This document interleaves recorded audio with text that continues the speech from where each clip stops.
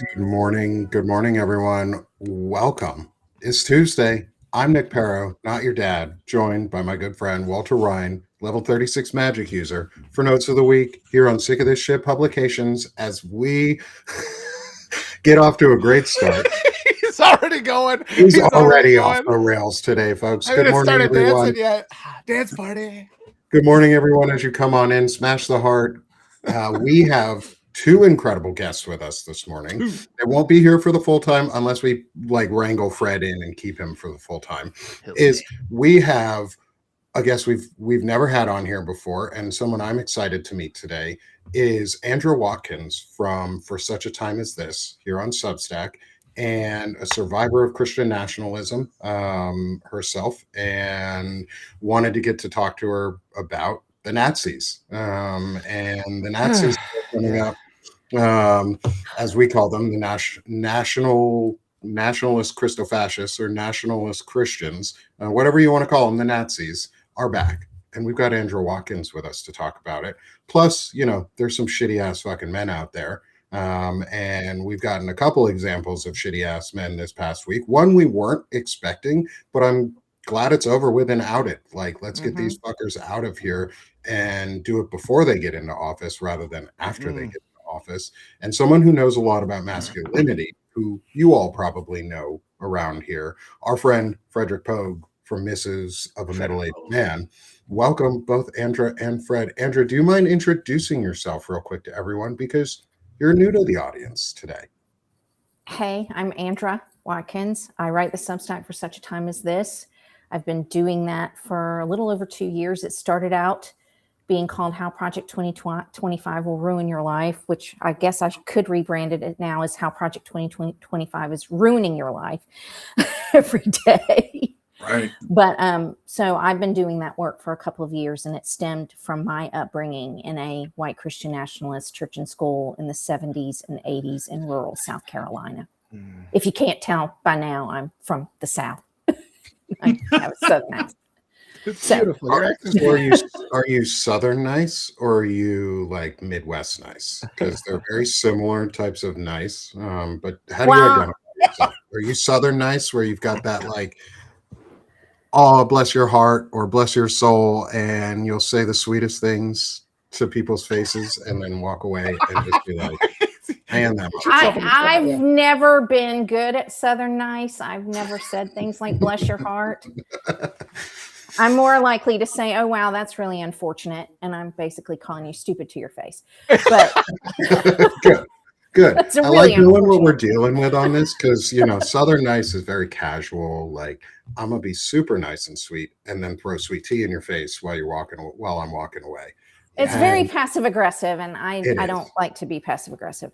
My husband is Midwestern, as we were talking about in the pre-show. So when we get mad, we just don't shovel our neighbor's driveway like we normally do. We're just like, here, take that. See, yeah, I hope you see how mad I am. Yeah, I mean that's a pretty rough one. But we shovel half of it. Shovel half of it. You just shovel a no. I hope get you into get the middle of your driveway. Oh man. And Fred, welcome, my friend. We've had you plenty of times, brother, but reintroduce yourself just a little bit so everyone knows who you are. I'm Frederic Poag. I write on Substack, Mrs. from Middle-Aged Man, and generally these days I'm just being a progressive, independent pain in the ass to the establishment. At least trying to do that as much as possible, And I'm a native-born Texan. I spent most of my life in East Tennessee, even though I was raised as a child in Hawaii. I'm absolutely not Southern nice at all. I'm more of I was more of the guy that, if I was Andrew's brother, she'd be having to explain to the law, well, he's just not like that officer. He's fine. And that guy, and that Jenkins boy, he deserved to get hit in the mouth. Yeah, that's the kind of Southern I am. Fred you'll write a poem about him and do a line dance while you're saying the poem to him. I've got a poem for Fred. Not today though. Oh shit! Yeah, you do have a poem for Fred for Diogenes Club. So Andrew, you may not know this about us, is Walter and I spend a lot of time together. We do this show every week, about 2 hours, maybe even longer sometimes. And then we do a men's club show on Thursdays, where we just go off the rails. And we think it's needed. And Walter, what was it, 2 weeks, 3 weeks ago now? Walter challenged all of us to write a poem for... Yeah, I missed that one. A bunch of tough old dudes writing poetry and reciting poetry to each other. It's just what America needs. Well, the best part was I had just done a show beforehand. I do a series called Intelligent Masculinity. I talk about masculinity and, you know, making it intelligent and just sucking less, and for men to be better. And I had done it with comedian Pete Dominic. And as the show ended, I was like, hey Pete, do you want to join us right after for another show, a men's club? And he was like, yeah, sure, why not? We got there and we were like, oh, by the way, we have poetry reading that we're gonna do. And the look on his face was like, what the fuck did I just get myself into? Who are these guys?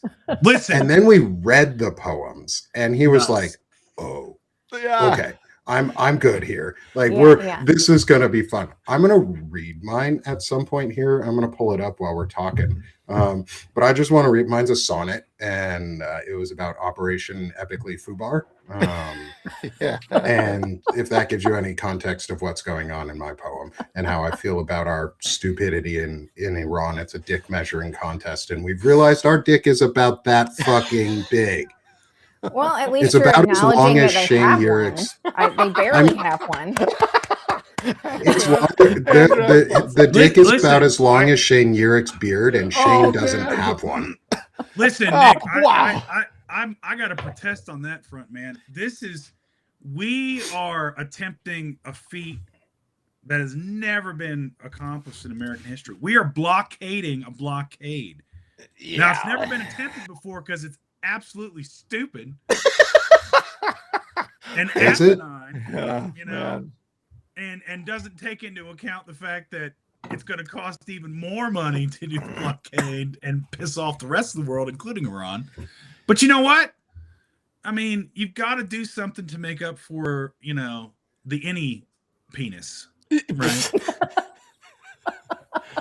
Oh boy. And it's that micro ego syndrome. All of the penis size that they had went into a single human being, and they turned it into Stephen Miller. And so he is the walking epitome of a penis. For all, this is where we get lewd as shit. Yeah, just be prepared. I'm going to get it over with for my friends. Stephen Miller is the smeglemaniac. He is that yeasty substance like that gets inside the hood of a penis and is like a yeast smeglemaniac. That's his personality. To the show. And he does this sort of like he'll show up out of nowhere and he's like, Stephen Miller. And that's Stephen Miller. That's who he is. Yeah, he's a flaccid penis that's hooded, and he's an uncircumcised penis because that's what the KKK would be, is the hooded penises of the world. And they just walk around and he's just like, and he just gremlins himself into things and disappears for a while. So and this is also a product. Okay. Walter, go ahead before I get into anything. No, you know what? You two guys are probably one of the only folks that would appreciate. So I made a quip to a buddy about Kash Patel, and I said Kash Patel is the kind of insufferable dweeb and nerd, because I am one, that he would bore a chick to death by saying, yeah, I got a 20 charisma elven princess and turned her into a trad wife who converted to Jesus in my D&D game where I'm a big, strong warrior. His name is Kash. Oh, God. I play Skyrim, and I have a level 100 Dark Knight cleric who has 3 wives, and I've left them all in a house, and they're all barefoot. Because they got a mod. They all cook me pie. See you in Valhalla, brother. All right, let's turn it over to Andrew. All I right, want to hear what turning it Andrew over saying. to this I wanna part of hear- the conversation, where I was actually going with some of this too is a lot of the masculinity bullshit that we see in the world right now is driven by Christian nationalism There and we this go. like There we ultra like narrow view of how men have to be. Narrow view of how What, men have dude? to That's be. what I was telling you. If This is an Walker Arnold Palmer. Percy- This is a narrow view. This is what Correct. this is the Donald Trump view. This is the Arnold Palmer view. Oh, He God. was the one who did this. Just He remember. did.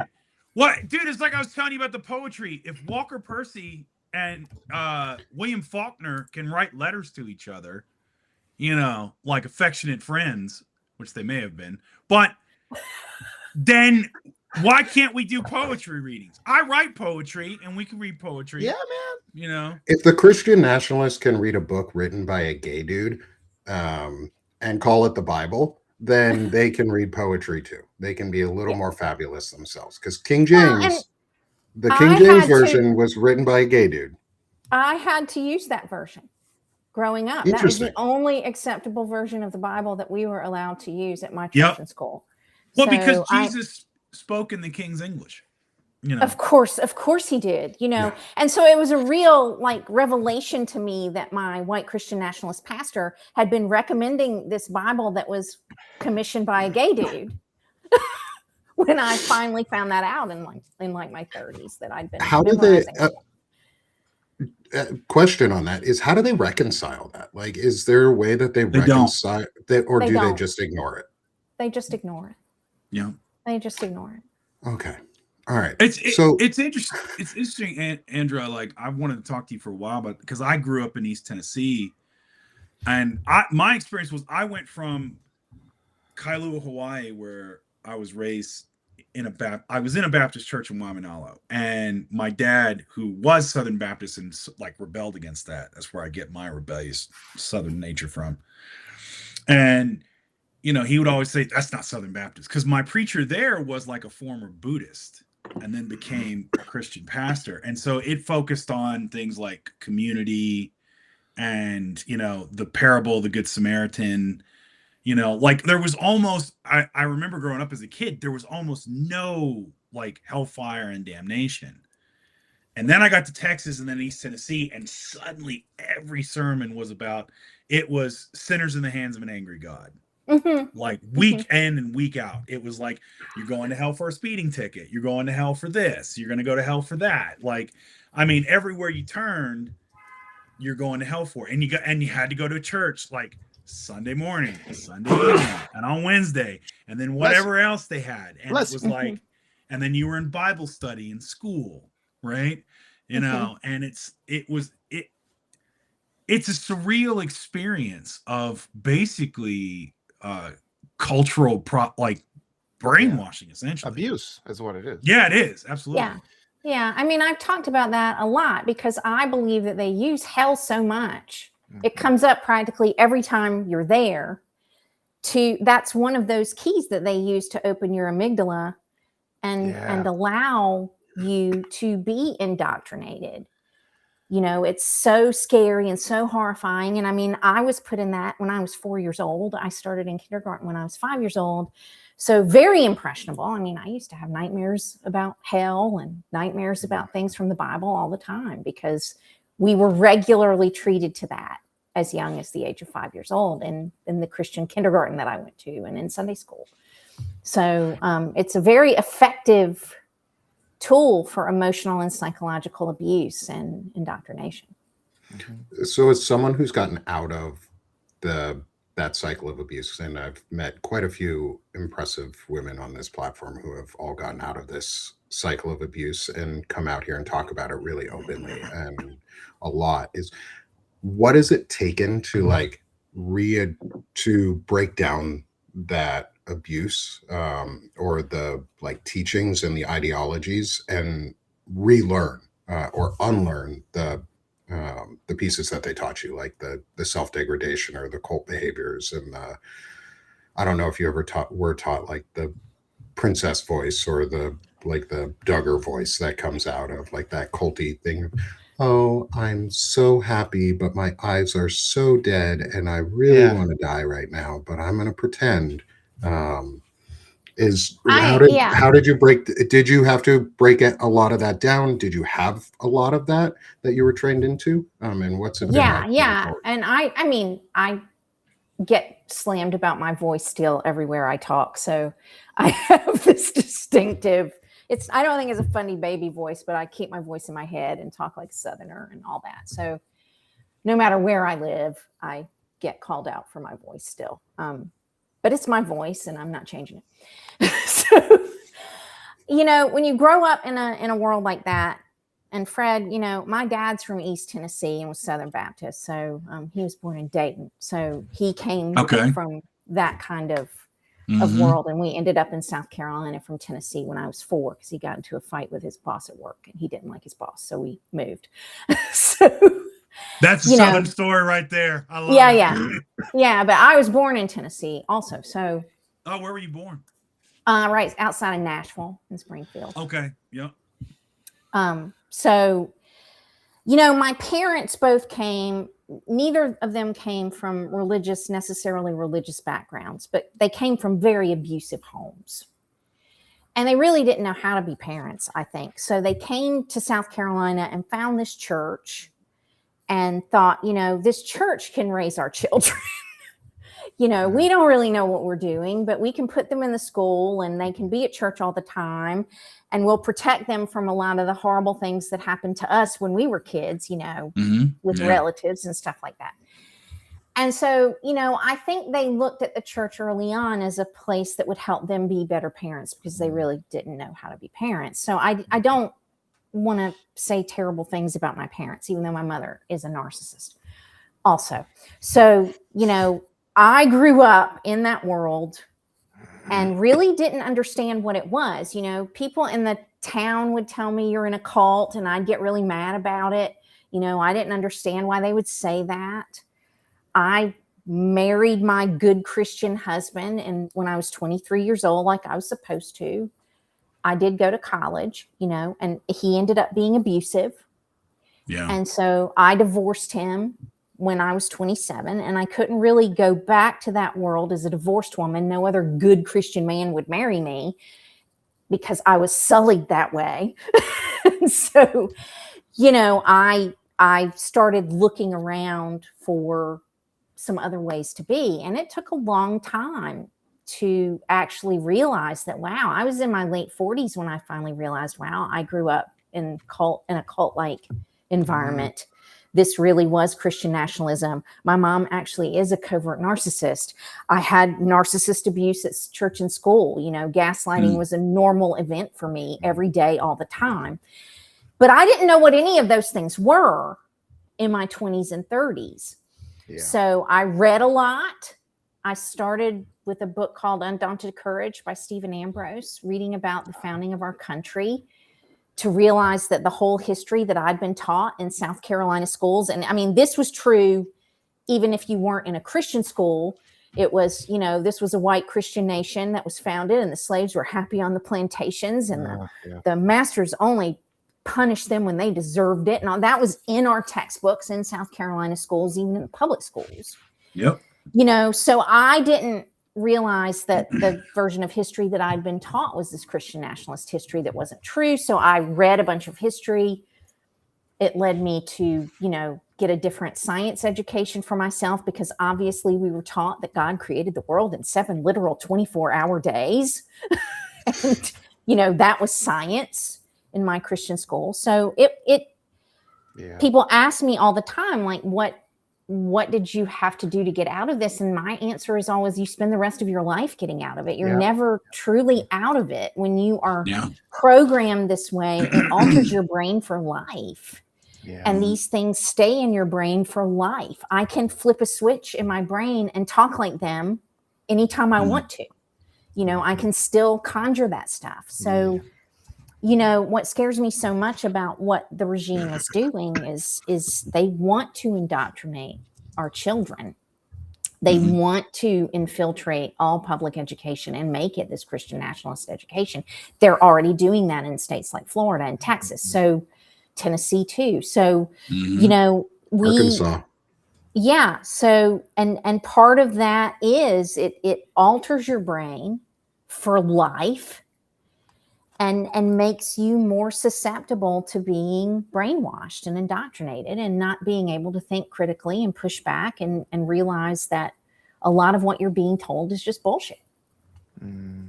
Yeah, I mean, it's interesting because, you know, you mentioned, you know, we have very similar kind of like family dynamics, and you know, where it's like I had parents that came from abusive households and they didn't really know what to do, because I mean, there's no resources. Like, you know, they're the kind of that would mock, back then it was Dr. Spock, you know, in that book, and they would mock that. And so it was like, it was school, sports, and church. And that's kind of what, you know, it's like, oh, give them activities, push them, you know, push them into that. And, you know, and what kind of sort of saved me a little bit, but caused me a lot of consternation, was the differences in churches that I grew up in Hawaii and then East Tennessee, like I said before. And to your point, like, yeah, it's lifelong. It stays with you. You know, even today, when you see like the crazy thing comes out, like with Trump's picture yesterday, pictured himself as the Messiah. I was like, oh, there's a passage in Thessalonians that I can throw at this. And, you know, I dug it up and it's like, there it is. You know, or they'll do something like, oh, there's something in the Sermon on the Mount from Matthew. You know, I'll throw this at them. And you can just, if I can't recall it verbatim, you know, I know where to find it.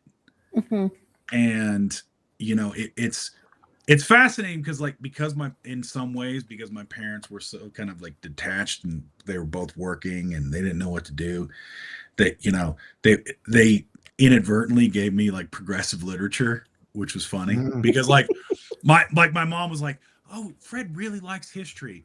Here's this big book that said A People's History of the United States by Howard Zinn. Let's get him that in middle school. And so I had Howard Zinn in middle school, and I'm reading it and going, oh my God, this is what we did.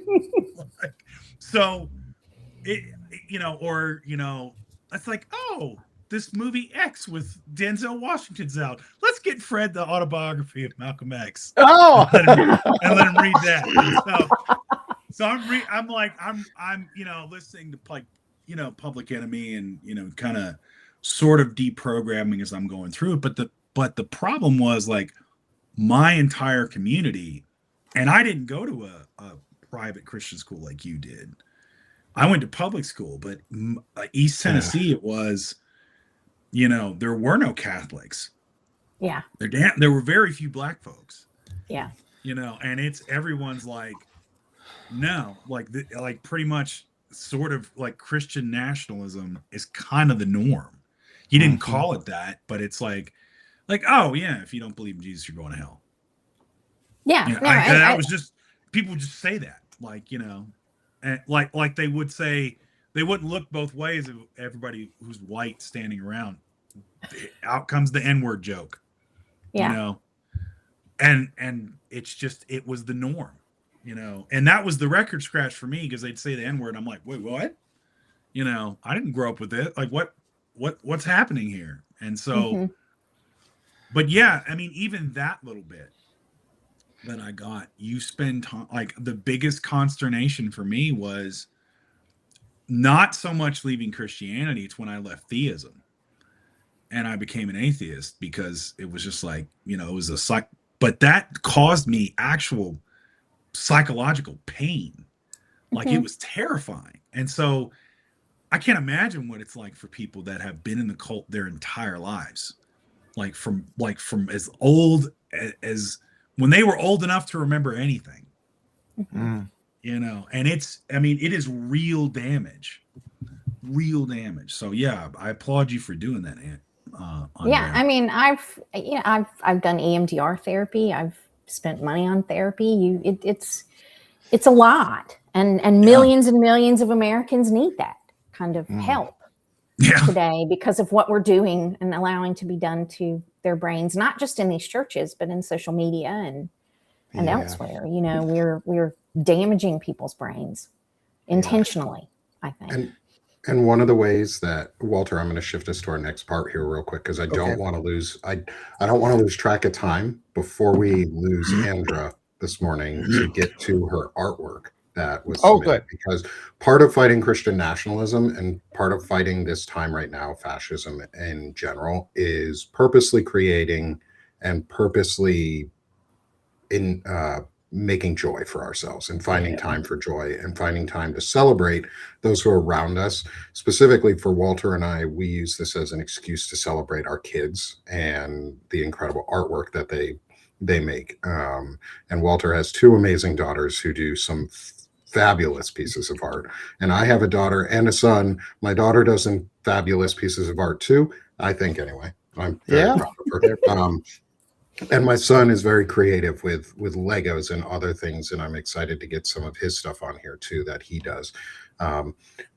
Is we like to celebrate, because one of the things Christian nationalists don't like to do is celebrate anything their kids fucking do unless it benefits them as a person. And deliberately hold your kids back, because you have to dominate all things. So if your kids surpass you, they have to be held back. And that's why we dismantle education. It's really sad. It ends in broken relationships. I'm surprised if you managed to escape estrangement, Andra. I mean, that's a good thing, I guess. But we don't have to get into that. But I mean, estrangement is kind of. I don't talk to my family. Okay, I don't talk to my and so much of your history I don't either. Like it was paralleling mine. I went to live in Peru just to get away from everybody, and that helped change my brain, because it's like a whole nother culture, a whole nother language. And so, but I've reflected on it too. I'm age 40. It was having my kids. It was a big part of it, where it's like the only evil they're going to experience is the evil I bring, it's not inherent to them, and overcoming that. Just the other day, it occurred to me, my kids are looking at the world from a perspective I can't understand, because I see that big gaping abyss, and they'll just trot over it, and I'm just like, I'm trying to not fall in there again all the time. That's all I spend my time thinking about. And so I guess it's like, I worry about them, but at the same time, I know they're just like, they have so much more power than me. So I guess that's the future we're looking for. And we like to celebrate that power. Yeah. And especially right now, friends in the chat, things like the 7-9 mandate, Christian supremacy, Christian nationalism in general, Catholic nationalism, Opus Dei, all those types of burning books. They burn books. Because, and you said about books, because it was the healthy relationships in books that gave me something to aspire to. Like, there's romance. I thought I was reading fantasy. I was really reading it for the romance and the friendships. Because I didn't know this until like 4 or 5 years ago. But my favorite part was like getting a team together, and they actually helped each other. I'm just like, I want that in my life. And the amount that you, and like Fred says, the amount of stuff that you have to, it makes you afraid to get away from. But until you push that stuff away, you're driving all your friendships and relationships away. And that's so hard, where you just have to have that moment where you're floating in the pool, you push away from the ledge, you're like, I'm going to drown. And you just have to be like, I accept that, because I can't live like this anymore. And then good things start to happen. But overcoming that fear, that's a work in process. How we help other people do that, I don't fully have the answer. I literally got a bachelor's degree in history and philosophy with emphasis in religious studies to deprogram. Yeah. Like, that's why I did. Like, most of the history I took, even on the history side, was historiography and the history of religion. I studied the history of Islam. I studied the history of Buddhism. I studied the history of Christianity, multiple classes. Historical Jesus. Like, I've read Bart Ehrman. I've read biblical scholars, like not actual like theologians, like people that have done the archaeological and the textual historical analysis. Like, I pretty much got damn near a divinity degree to deprogram from, and I didn't go through it like a lot of other people did. I mean, pretty much that bookshelf that you see in the right side of my screen, the top 2 is all religious books, like those top 2 shelves from school, and I've got more all over the place. Like, I mean, you name it. So yeah, I mean, I completely understand your point, Walter. Like, it's I mean, it is psychological trauma that is inflicted upon folks that are going through this. Well, You know, I'm and it's- excited about the art thing because Oh, I okay, wasn't yeah, yeah. allowed to learn about art at all because Wow. art made you, it made you create, it made you think about bad, perverted people. All the artists were bad and perverted. So I never learned about art. And that's something I taught myself as an adult. And now some of my closest friends are artists. And I have a Nice. huge self-taught art education as a result of, every time I walk into a new museum, I cry because Did you I bring can't some? believe I'm there. Yes, I did. we've got some. 2 pieces Good. from Andrew today. Fred didn't send me any. I asked him to, but he didn't send me any. Well, I'm I not can an- be I- fast. I'm not Go an ahead. artist. I just write poetry. Yes, you are. Just Yes, get a you pen. are. I just write poetry. I'm a Everybody writer. is. That's art, though. Writing is art. Yeah, I mean, yeah, but yours is better looking. I mean, I like this spaghetti man. This is my daughter made this. It's a portrait of me. I always had this red hat that I unfortunately can't wear this red hat anymore. It was like one of my beanie caps. I'm just like, no number, no name on it or anything. But she just did this. I guess that's the black dot in the middle is my nose, I guess, and my mouth is down in the beard. But this hangs by my desk. I guess you can't see it today, but if you see my other lives, it hangs right over here. I thought people might want to see it. Yeah, I always tell them in every Christmas and thing, it's like, I want art from you guys. Don't buy anything from me. I always want something like this. And yeah, and just that with that issue of estrangement, we were watching a movie over the weekend where estrangement was one of the main topics. And I'm just like, because it's coming up for me. I'm coming up on half my life not talking to my dad. It'll be when I turn 52, that'll be the case. And Wow. I worry about it with my own kids, and the movie we were watching was Warrior. I don't know if it was like this martial arts movie, but it's estrangement is the real plot. And there's a scene in that it's Tom Hardy and he's just putting it to his dad. He's just like, nobody cares about you. You just sit around. And when you watch these movies, you feel bad for the father, but they never show the abuse that father inflicted on the kids. We always get that other side, like, oh, you should forget it. You should worry about, and this is the line of abusers. Let's think of the good times. Why aren't you remembering the good times? It's like, why don't you repair the bad times first?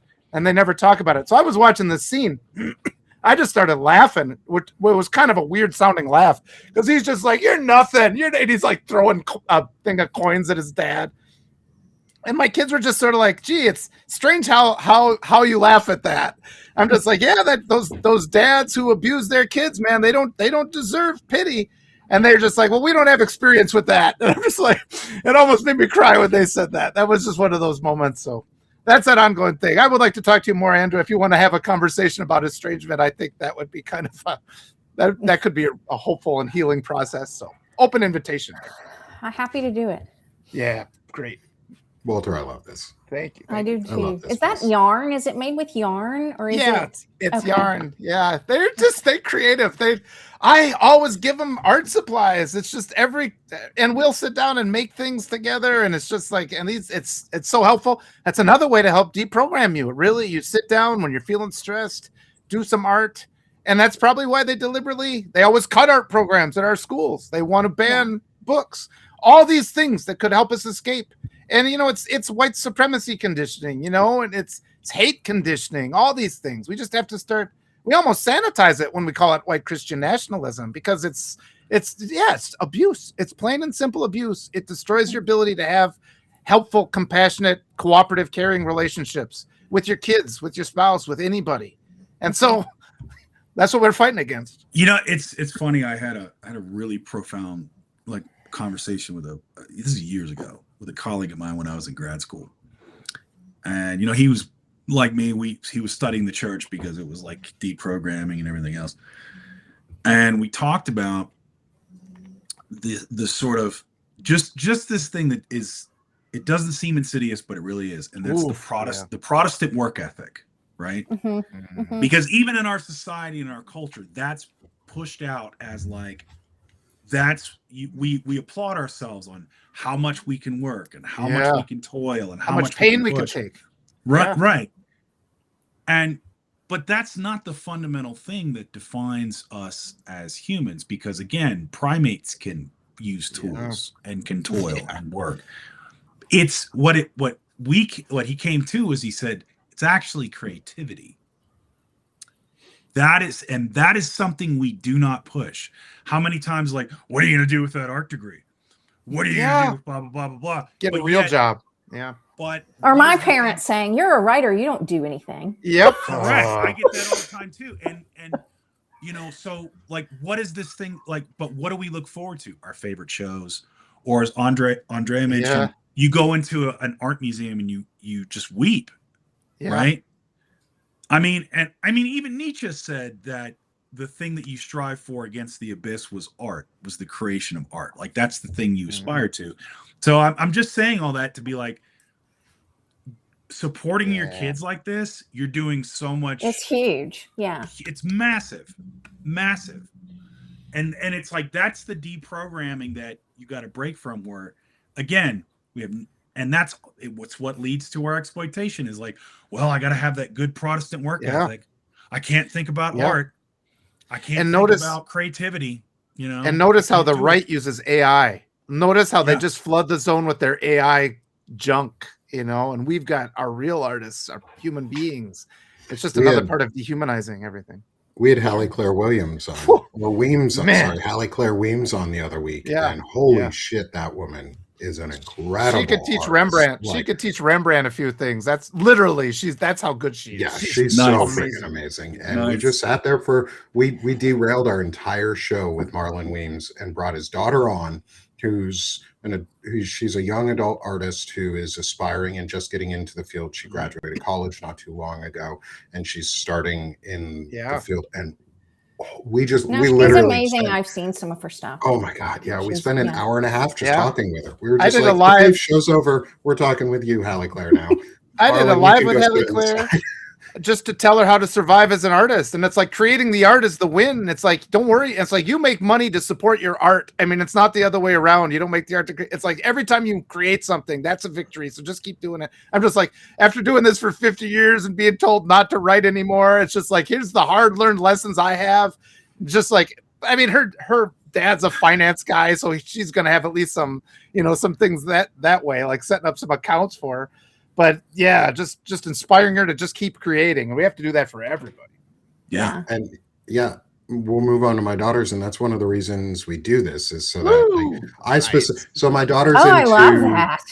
She's into drawing anime, and she's working on like eyeballs and combining different things. So she spent the creative process in all of this she actually does the whole like mock-up beneath. She'll draw the proportions out, and then she'll erase it and build. She does layering for herself, and she's learning on how to make more realistic anime human bodies, and I love it. I think it's freaking awesome. And I tell her every week, or ask her each week, I'm like, hey, do you have a new piece that I can take a picture of and show to everybody? And she looks forward to it, and I talk to her about it, and this is my way of just encouraging her to do it for fun and just be proud of something that she does and honoring that. Fantastic. And she's so awesome. She's so creative. She always has been. And I love showing off her artwork. But yeah, I don't know who this character is supposed to be. I don't remember exactly what game it's from that she pulled it out of, but it's like the shading on his face is awesome. The hat is I love it. And the orca in the background is actually one of her stuffed animals that she has restarted drawing in different ways. And I love it. It's beautiful. I love it too. Nice. Very nice. All right, moving on to our third page here is Andra. These ones are yours. Okay. Awesome. Oh, there it is. All right, Andra, tell us about these. Nice. All right, so we were talking about Protestant work ethic, which really comes from this notion that I grew up with, that an idle mind is the devil's workshop and you always have to be occupied. This is part of what drives these Christian nationalists to want children to work and lower the working ages and keep children busy and occupied working as young as possible. So, when I started writing, I kind of had that mentality about it too. You're encouraged to always be making something new, always be working, always be producing. And so in 2016, I started getting residencies abroad in Europe and applying for them. And I would do them with artists because I didn't want to hang out with a bunch of writers all the time. So I was always with people who made visual stuff. I appreciated the way they helped me see the world differently. And it really got me out of that mentality of I always have to be being productive. You know, I might go to a residency and just wander around for 2 weeks outside in my own head and then come back and make something, you know, but we don't treat that kind of time like it's valuable. Yeah. We try not to give people that kind of time. So I did residencies to give myself that kind of time and rewire my brain that way. So the piece on the left that I'm holding is a piece by a French-German artist based in Paris named Andrea Weber. I met her in Iceland in 2020. I was on a residency in Northern Iceland, and they allowed me to come in during the pandemic and do my residency. It was so awesome. So there was like nobody in Iceland. And so I met her there, and we become dear friends and stayed in touch. So that is a piece of her work. She's had shows in France and in Germany and in Iceland, and is looking to expand her footprint. She does a lot of weather transcription. So if you go to her website, andreaweber.net, you can see a lot more of her work. And I'm just really proud of her. She's such a lovely person. On the right, that is a sweater that I knitted for my husband. So that is my Midwestern husband. I did put his picture on the internet. He's sitting over there, my Wisconsin husband. And so that's a sweater I knitted for him. I didn't teach myself to knit. I learned to knit in Iceland. An Icelandic woman taught me how to knit. So I knit the Icelandic way, as she says, not the stupid American way. I'm not teaching you that way. So I knit from in the round from the left, like I think it's called the continental way, not the throw over way that you throw and knit with your right hand. So that's a piece I made for my husband last year. So I love the little piece of gold right on the end of the sleeve for it. I didn't notice that at first. Yeah, he chose all those. He chose that yarn and chose those colors and beautiful. Kind of told me how he wanted me to do it. So that is, you know, that was his idea. The idea of knitting brought a story to mind. My wife often works with, well, she's an ELL teacher, so she's worked with a lot of kids who were, you know, refugees and stuff. And she worked with this one little boy, and he was he'd been separated from his parents, like the first round of that. And while he was in whatever camp they had it in, somebody taught him to knit.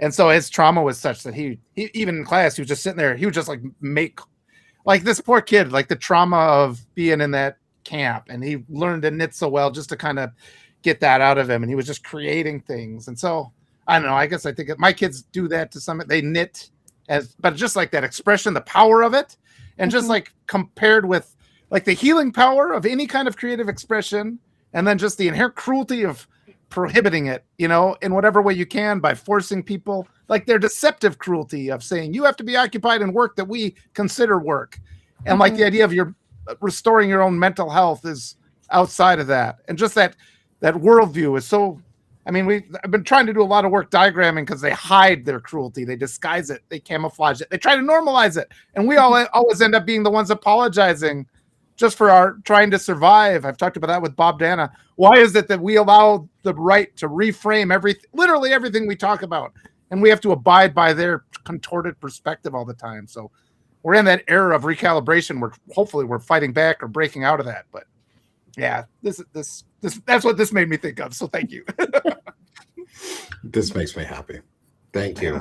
Thank you, Andrea, for both of these. Wow. And let's shift back into our next part, which is also returning back to what we were talking about before in a lot of ways. And I'm going to open it up, not with Fred's note, but with Andrea's note, because this all sort of unfortunately fits back into the, like, going from talking about the creativity to what Walter was just mentioning, is forcing us into these little boxes, apologizing for everything, having to have rapists in charge, or and we're the sinners always. We have to be sorry we're sinners. We have to be sorry that we're even upset that rapists exist. Like, we have to apologize for this. And then we have been taught that it's okay and that we need to downplay it in every way. And Andre, you sent a note this week to me, which sort of fits in with this because, you know, we had an individual on our side of the aisle, Eric Swalwell, decide that he was going to, where is that note? Why is it? Oh, there it is. That we had someone who finally got outed for who he is. And we have to acknowledge that. And the response that was given by this, I think, is a terrible way of acknowledging that from our side. And Andre, do you want to talk about your note? Read it, say what you want about it, because this is going to kick off the rest of this conversation, because all the rest of the notes are pretty much along this line. Well, this one came from reading so many of the responses from largely people on the left, appearing to be from the people on the left in comments about Swalwell. and you know, that this was a common theme, and it gobsmacked me that it was a lot of women saying, but this isn't enough proof, and we don't have any proof, and why should we destroy this poor man's career over these accusations when there's no proof? And it just went over and over and over with that. But then when Katie Porter was accused of being terrible to her staff, it was just like immediately, well, she needs to quit the race and she's terrible. And, you know, I don't know where I heard that, but somebody said it somewhere, so it must be true. And it shows really well how much the United States hates women. I mean, I say that all the time. The United States of America hates women. And this is an example of how even on the left, we hate women. You know, we don't believe women. If somebody says a woman did something terrible, then it's immediately true. You don't need any more proof. She needs to be canceled forever. And if a man does something terrible, then it's like, we don't have enough proof. We'll never have enough proof that he's terrible. So that was what I was trying to show in one note from just comments that people had made on different things that I saw around online. Mm-hmm. You know, that honestly, that is the thing I struggle with, in that America hates women, because there's a part of me that just doesn't want to believe that. There's a part of me that's like, no, it's just bad men, or it's just, you know, but then again, it's like you see it time and time and time again, like with Eric Swalwell. It's like, you know, it's like all this stuff comes out and then you hear, oh yeah, it was an open secret, he was a scumbag. And he's not the only one. You know, Jess Craven has done a whole takedown of Ruben Gallego over texts he's made, who's best good friends with Eric Swalwell was, you know, about how Democratic women aren't hot enough and sexy enough. And, you know, it's, and then when they come out, he's not apologizing for being a misogynist prick. He's mad that somebody leaked them. Mm-hmm. Or he's mad that, you know, they can't take a joke, or, you know, it's like you're stifling men from being masculine, or you know, you like I mean, again, I mean, at this point, America hates women and we got to change it. That's where we have to start. We have to start there. All of you do a good job talking about that as men, because it takes men talking about it, and all of you do. And your series on intelligent masculinity, I share it whenever I see it, because it's really important to talk about that. I mean, you're pushing back against this Christian nationalist idea that they pull from Genesis, that, you know, men were given dominion over everything.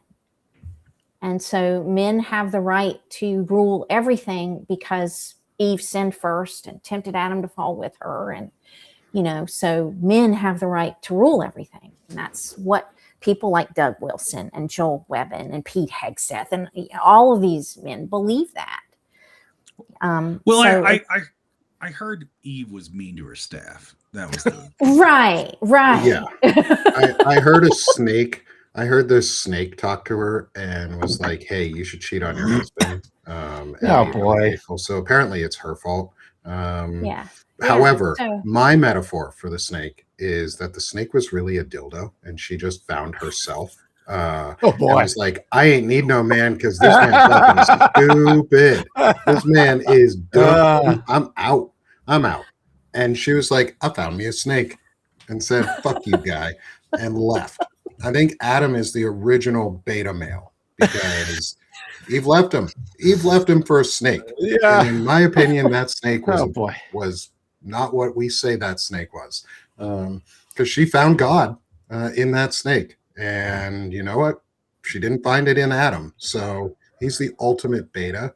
And we need to stop like lauding him as an alpha male in any way. Also, the alpha male stuff is fucking gross and stupid. And our friend Evan Fields put out a article just the other day on yesterday on Looksmaxing.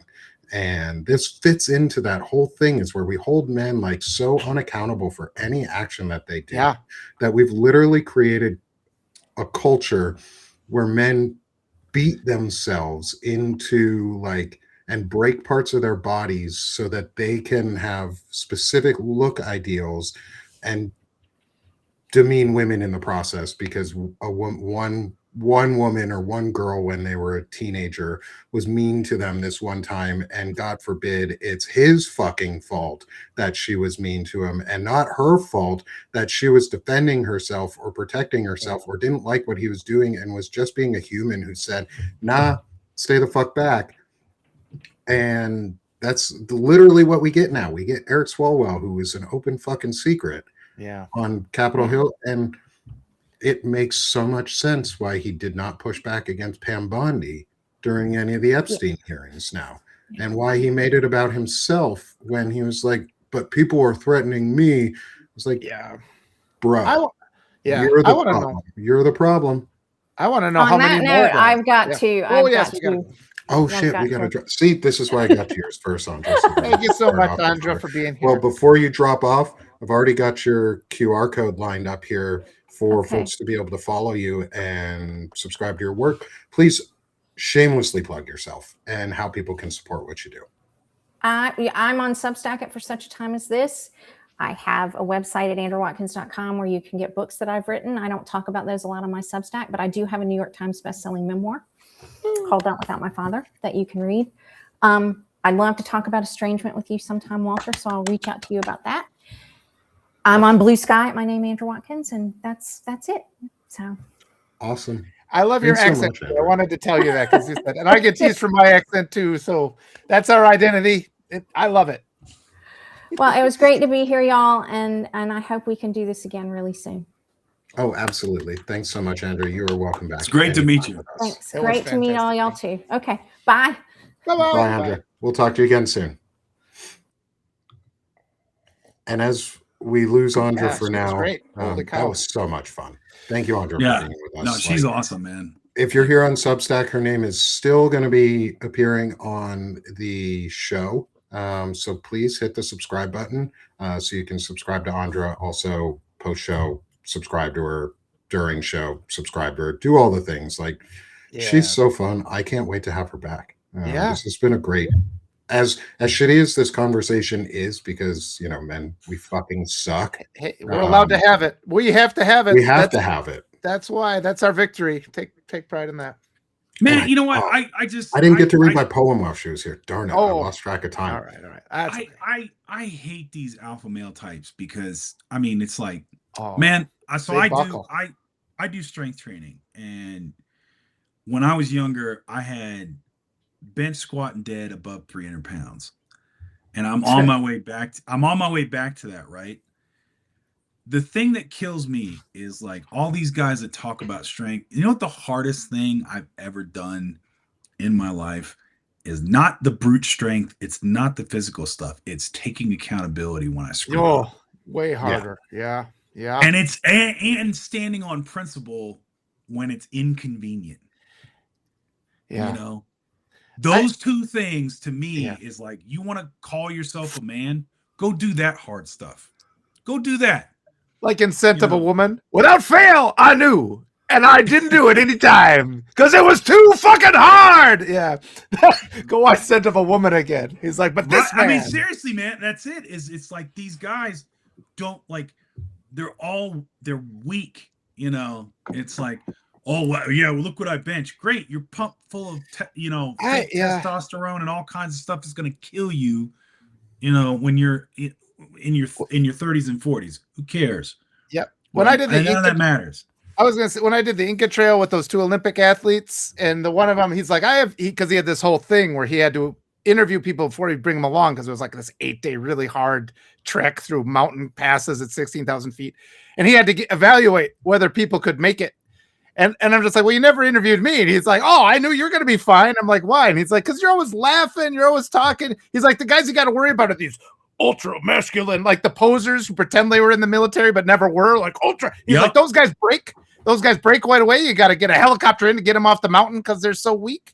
And it's like, yeah. And the ones like, it's the positive masculinity is actually like the tougher men. That's the other thing. Like, if you're these guys that are like the good natured, okay, I'm going to roll with the punches. I'm going to get through this hard time with good humor. Gallows humor, but a polite gallows humor where we're getting through not at anybody's expense, but to support each other.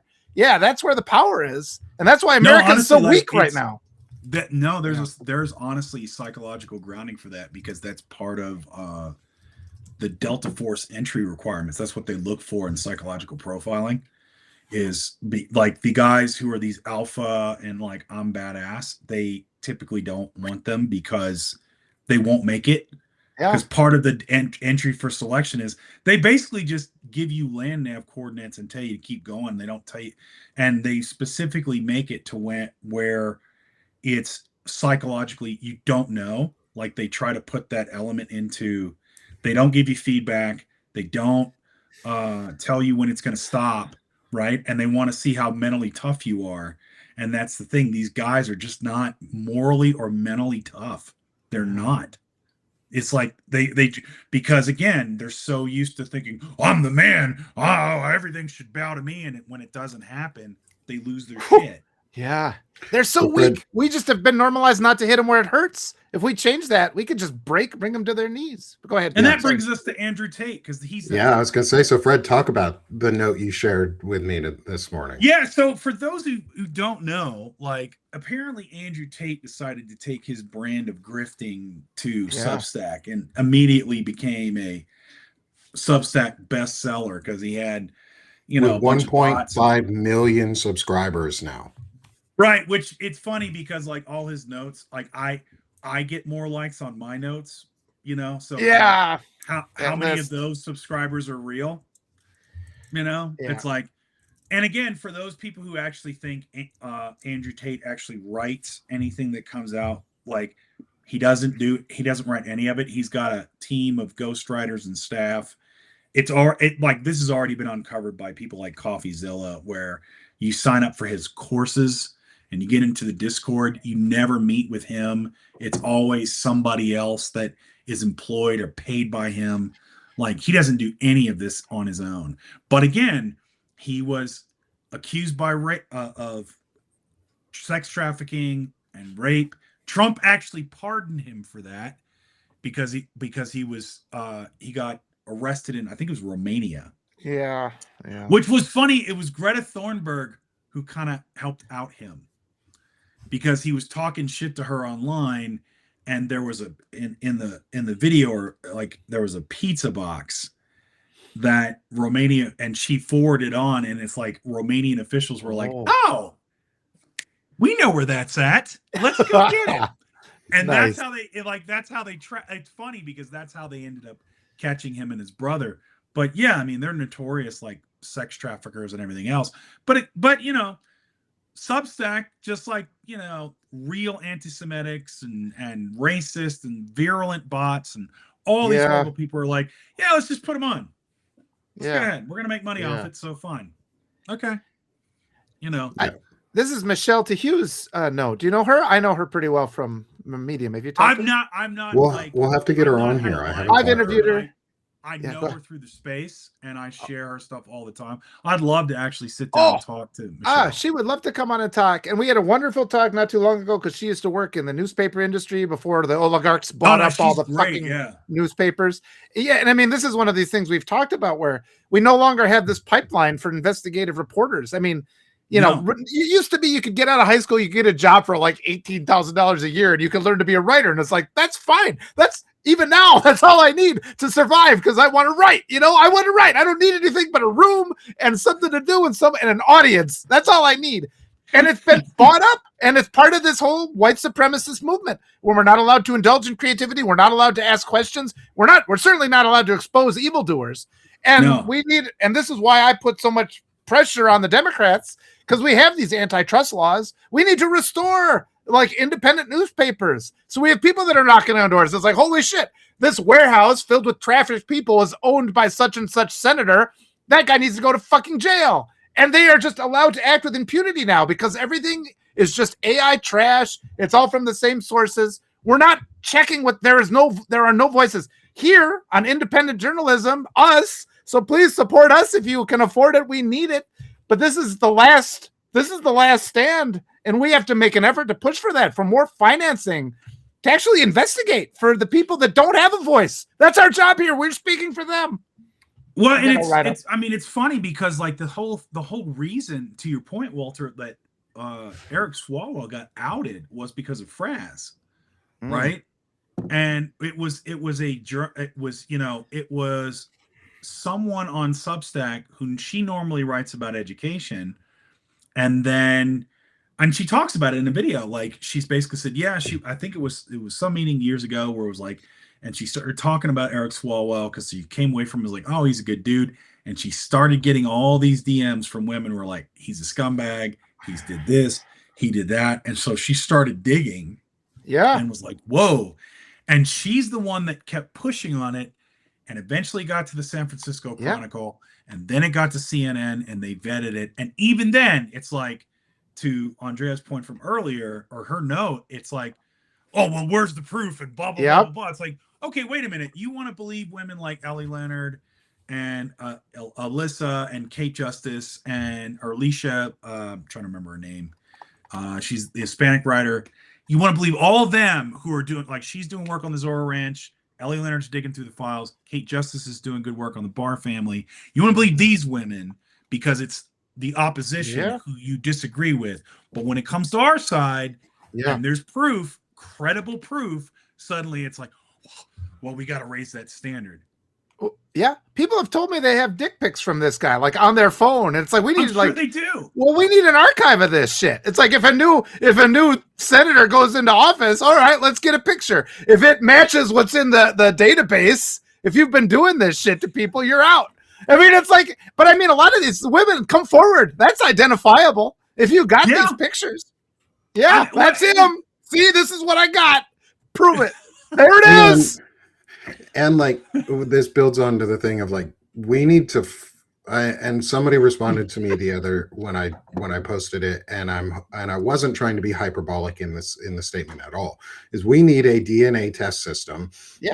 Jen Budd's idea. Jen Budd talks about it, that forces any federal agent or federal officer, which would include every office of government, any officer in the government or any elected official, is you have to submit to a DNA test.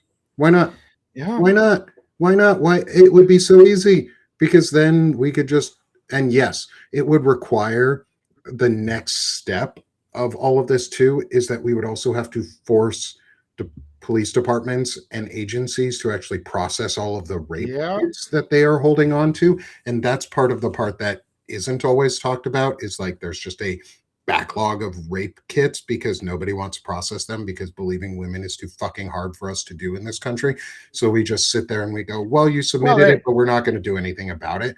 Is those need to be processed, and every person running for office should submit for a DNA test, specifically men, but every person, so that it is not a sexist policy or it is not a inherently biased policy. Just because truth is biased against men who tend to be rapists more than women do, that's not my problem. I'm not a rapist. I don't rape people. I don't even try to. I don't want to try to. I've never wanted to try to. I like being a good, decent human being. And I enjoy having a spouse who loves me and cares about me. And people like Andrew Tate and these folks and Eric Swalwell and Donald Trump and Pete Hegseth. And I'm going to lump Eric Swalwell in with them because rape is rape. Sexual assault is sexual assault. We need to stop treating it differently just because it was someone on our side. The reason I'm happy that Eric Swalwell dropped out of both the governor's race and the House, resigned from the House, and then forced what was it, Tony Gonzalez, Tony Gonzalez, yeah. to also resign, because that would have been a fucking, I think shit would have gone down had he not resigned. Well, they need to go to jail too. I mean, the next step needs to happen is they need to go to trial. There should be no clemency laws, or we can't act like this is outside of the or like whatever the years of like, you can't submit this because it happened so long ago. No, you raped a person. And you assaulted, you sexually, and if you want to defend yourself in court, because public opinion, if you win on a true not guilty, then public opinion will shift. If you win on a there's not quite enough evidence, innocent is not the same as not guilty. And so at this point, like, accountability matters. And if you're unwilling to be accountable, especially in the moment, like U.S. men's hockey team getting fucking Kash Patel to join them, and celebrating them, and then not denying the trip to the White House because the president insulted women around the women's hockey team, who, by the way, are way fucking better than the men's hockey team, because it was a miracle that the men won, but it's expected that the women win. Is maybe we should treat women with the due respect that they deserve, because we expect them to excel at everything, so they fucking do. Whereas men, we're expected to be the weakest pieces of shit in the world and have everything handed to us and have no accountability for our actions or our emotions and our being. And so we get people like Andrew fucking Tate and his brother, Andrew Taint is what I like to call him, who's just a fucking giant nutsack. He's a nutsack of a human being, and he doesn't deserve your money, your time, your effort, and having to talk about him fucking sucks. We have better things and better people to talk about, but we're going to talk about people like this because we left a void out there for so long that these are the people who stepped up and nobody listened to us. Here's the thing. What kills me, man, is why are our elected officials held to lesser standards instead of higher standards? That's what like, you know what? It's like, well, innocent until proven guilty. Okay, no problem. You want Eric Swallow to go to court. You want to have the trial. We have a process for that. Let's do it. But he's an elected official. He stepped outside of his marriage and has sexually harassed. He has these 5 women and he sexually harassed them. That should be disqualifying. That's it. You're done in your office. You're gone. Because again, I would point out as like, okay, forget Katie Porter being mean to her staff. Like, what if AOC was running around and trying to bang every dude that she could get her hands on and sexually harassing all the male interns and using her position and stepping outside her marriage? How many of the and 5 men came forward and said, yeah, man, she's sexually harassed me, blah, blah, blah. How long do you think the same people would say, oh, no, man, this got to be credible, blah, blah, blah? No. Yeah. We'd throw her out like almost immediately, because again, the sexual promiscuity for women, part of that patriarchy is it's not even close. Or you'd get the response, and you would also at the same time get the response that men can't be raped. Men can't be assaulted. Those must have been weak. They really wanted it. They actually wanted it. Men can't be raped. That's not true. Right. She'd be gone. Whereas the thing is, like, men can be the raped. head spin thing. She'd be gone, and then the victims wouldn't be believed because she'd be slut shamed out, and then the men wouldn't be believed for rape. Yeah, because it wouldn't be about the rape that is important to people. If it was a woman doing it, it would be just about the sex. It would be just that she was having too much sex. Oh, you got whether that sex be legal or rape, that wouldn't matter, because they don't believe men can be raped, and they don't like women sleeping around, because that's a man's job to do, is to sleep around. But guess what, men? If you want to sleep around, there have to be women who are willing to sleep around too. And you're lucky if you get to have sex with a woman, because women are way, way, way more choosy than men are. And you're really lucky. You should feel honored that she chose you as a viable partner for the evening. So get off your fucking high horse, asshole. Like, go be a real human being, and when you wake up in the morning, make a breakfast or some shit. Like, just be a normal person. It's like, dude, don't ask for, or even don't ask for anything. Just like, don't ask, don't expect. You take up enough space. If she wants you, she'll tell you. Maybe approach if like, you're in a situation where it's like meaningful, like if you're at a coffee shop and you're a nice person and you just want to say hi, but don't expect anything. Don't come into that conversation going, I'm going to fucking sleep with her after this. I'm going to get her number after this. I'm going to do all of this, all of this, all of this. I was reading an article about this the other day, about like how men on the left are, in a lot of ways, many men are just as culpable of rape culture as men on the right. Yeah. Because they believe it too. And when men talk to each other in private, they assume that you are also okay with that type of culture. And they say some horrendous shit. Like, yes, we call it locker room talk. It's not locker room talk. That's sanitizing rape speak. And they expect rape speak to be okay. And when you don't push back on it, they assume that you're also okay with it. Yeah. And that's how we get so many men on the right or on the left who are still willing to demean women who are okay with these types of actions, or Eric Swalwell, who are willing to downplay what Swalwell did. Is he guilty? I don't know. A trial has not happened. Does that matter? No. The accusations are credible, and I believe them. Yeah. And that's it. I mean, people ask us, like, oh, you expect public officials to be yes. I expect you to go and do the people's business. I'm not expecting you there to rape people. I'm expecting you there to write laws and help legislate so that we have a good future, not fucking hurt people. Yeah. You're not a frat boy. This is not a freaking pleasure cruise. You're not there to to get rich and freaking take in donor. You were there to do the people's business. And you know what? If it's hard, good. Don't do it for 20 years. Yeah. Get out of office and let someone else who wants to do the people's business be there. We've gotten to this place where we've been convinced that these people can have carte blanche and act however they want and get all the perks they want and stay in there forever. Yeah. No. I want this to not be the end of it either, because I am fairly confident there are a lot more men currently seated, both among the Republicans and the Democrats, who have behaved inappropriately. And now's the time. Everybody speak out. I mean, we celebrate all the brave ones who have spoken out already. And those, I mean, it's not to pressure anybody to do it, but it's so critical. We got to get the abusers out of there. And it's like, even my wife had an issue at her school where she had to go and file a complaint against somebody.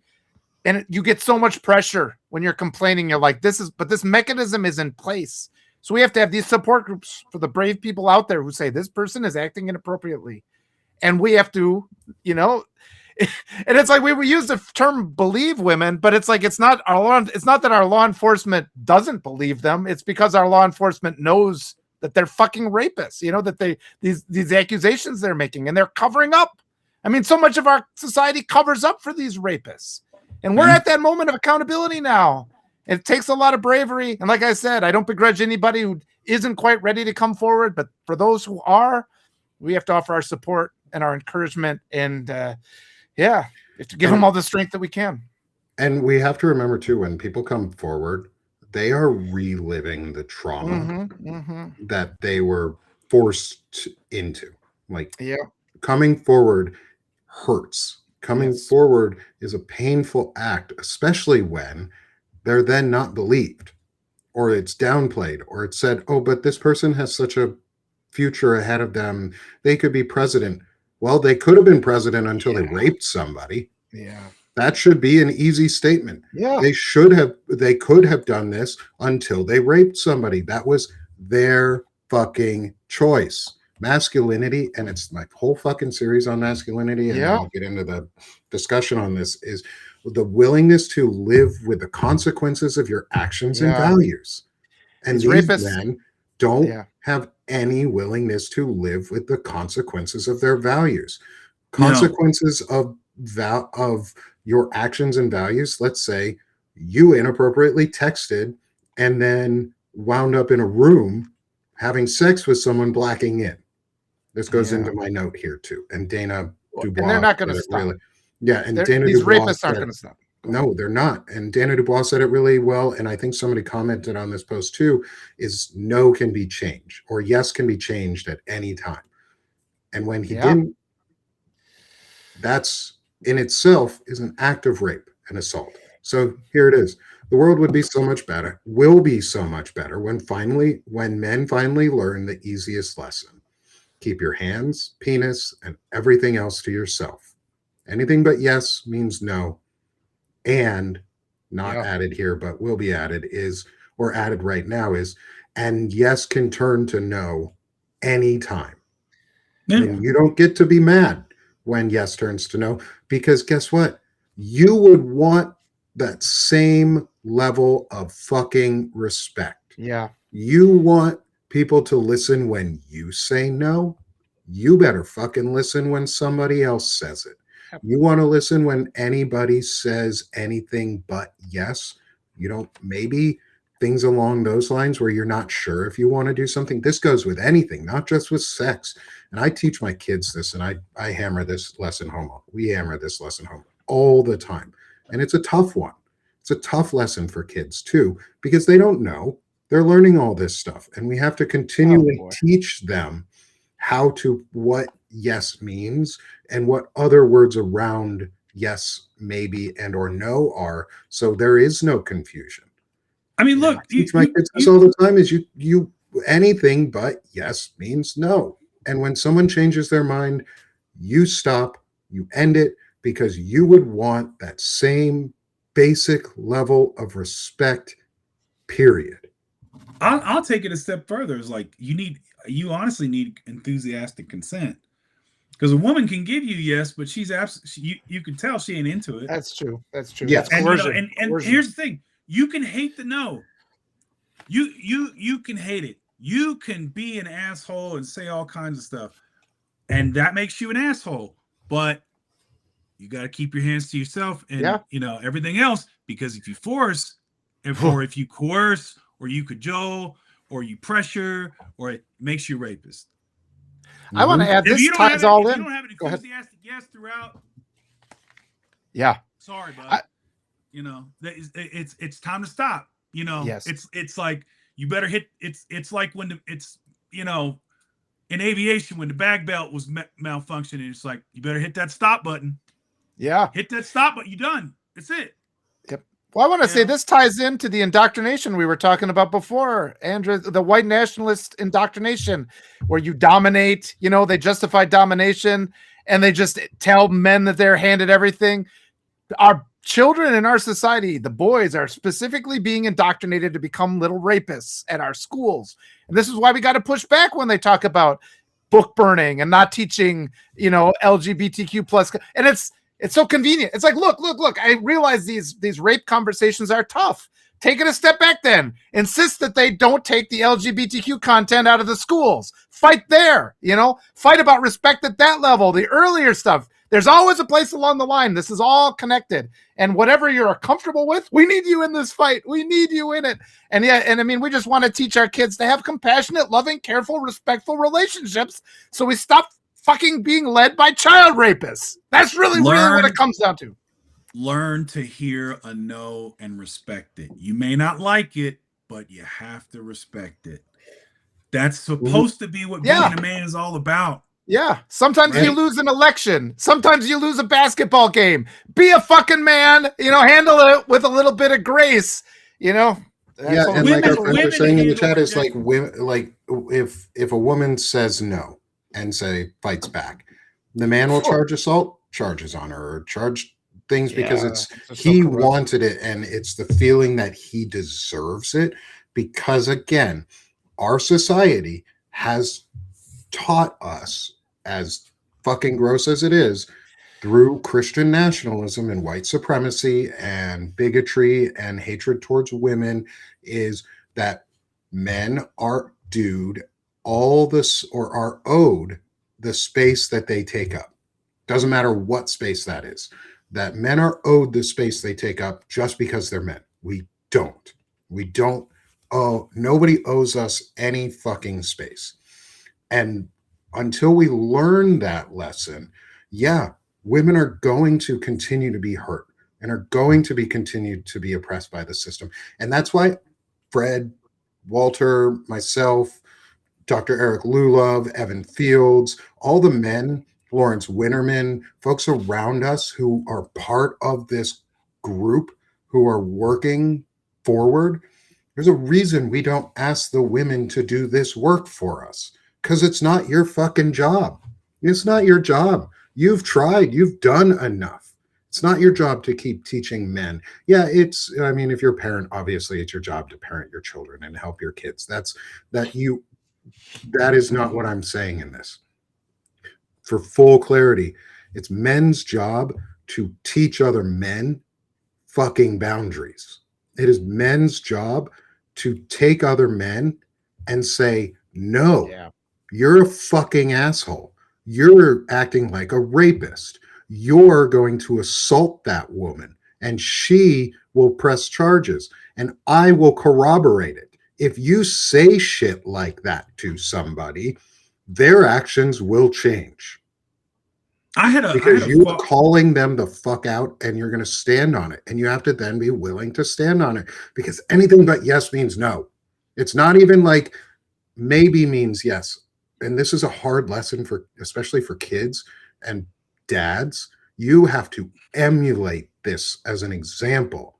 So when your wife or your daughter or your son or someone else in your family says no, you have to also respect it, because your kid learns more from what you do than what you say. And when you don't respect no or anything other than yes, they don't either. And that's why we're in this fucking mess. It's because not enough men have stood up and just said, I'm going to live with this simple value of, I like it when people listen when I don't say yes. Maybe other people want that same basic level of respect too. I had a falling out with a friend group when I was younger. I was about 21, 22. And, it was back when we were, partying pretty regularly. I was dating a girl, went over to my buddy's apartment. So it was one of them, we had two of them living together. And it was one of those, where they got the two apartments in it, right? So I'm crashed on the couch with the girl I'm dating. And, her friend had too much to drink and went into the room with my other friend, right? But she didn't want to do nothing.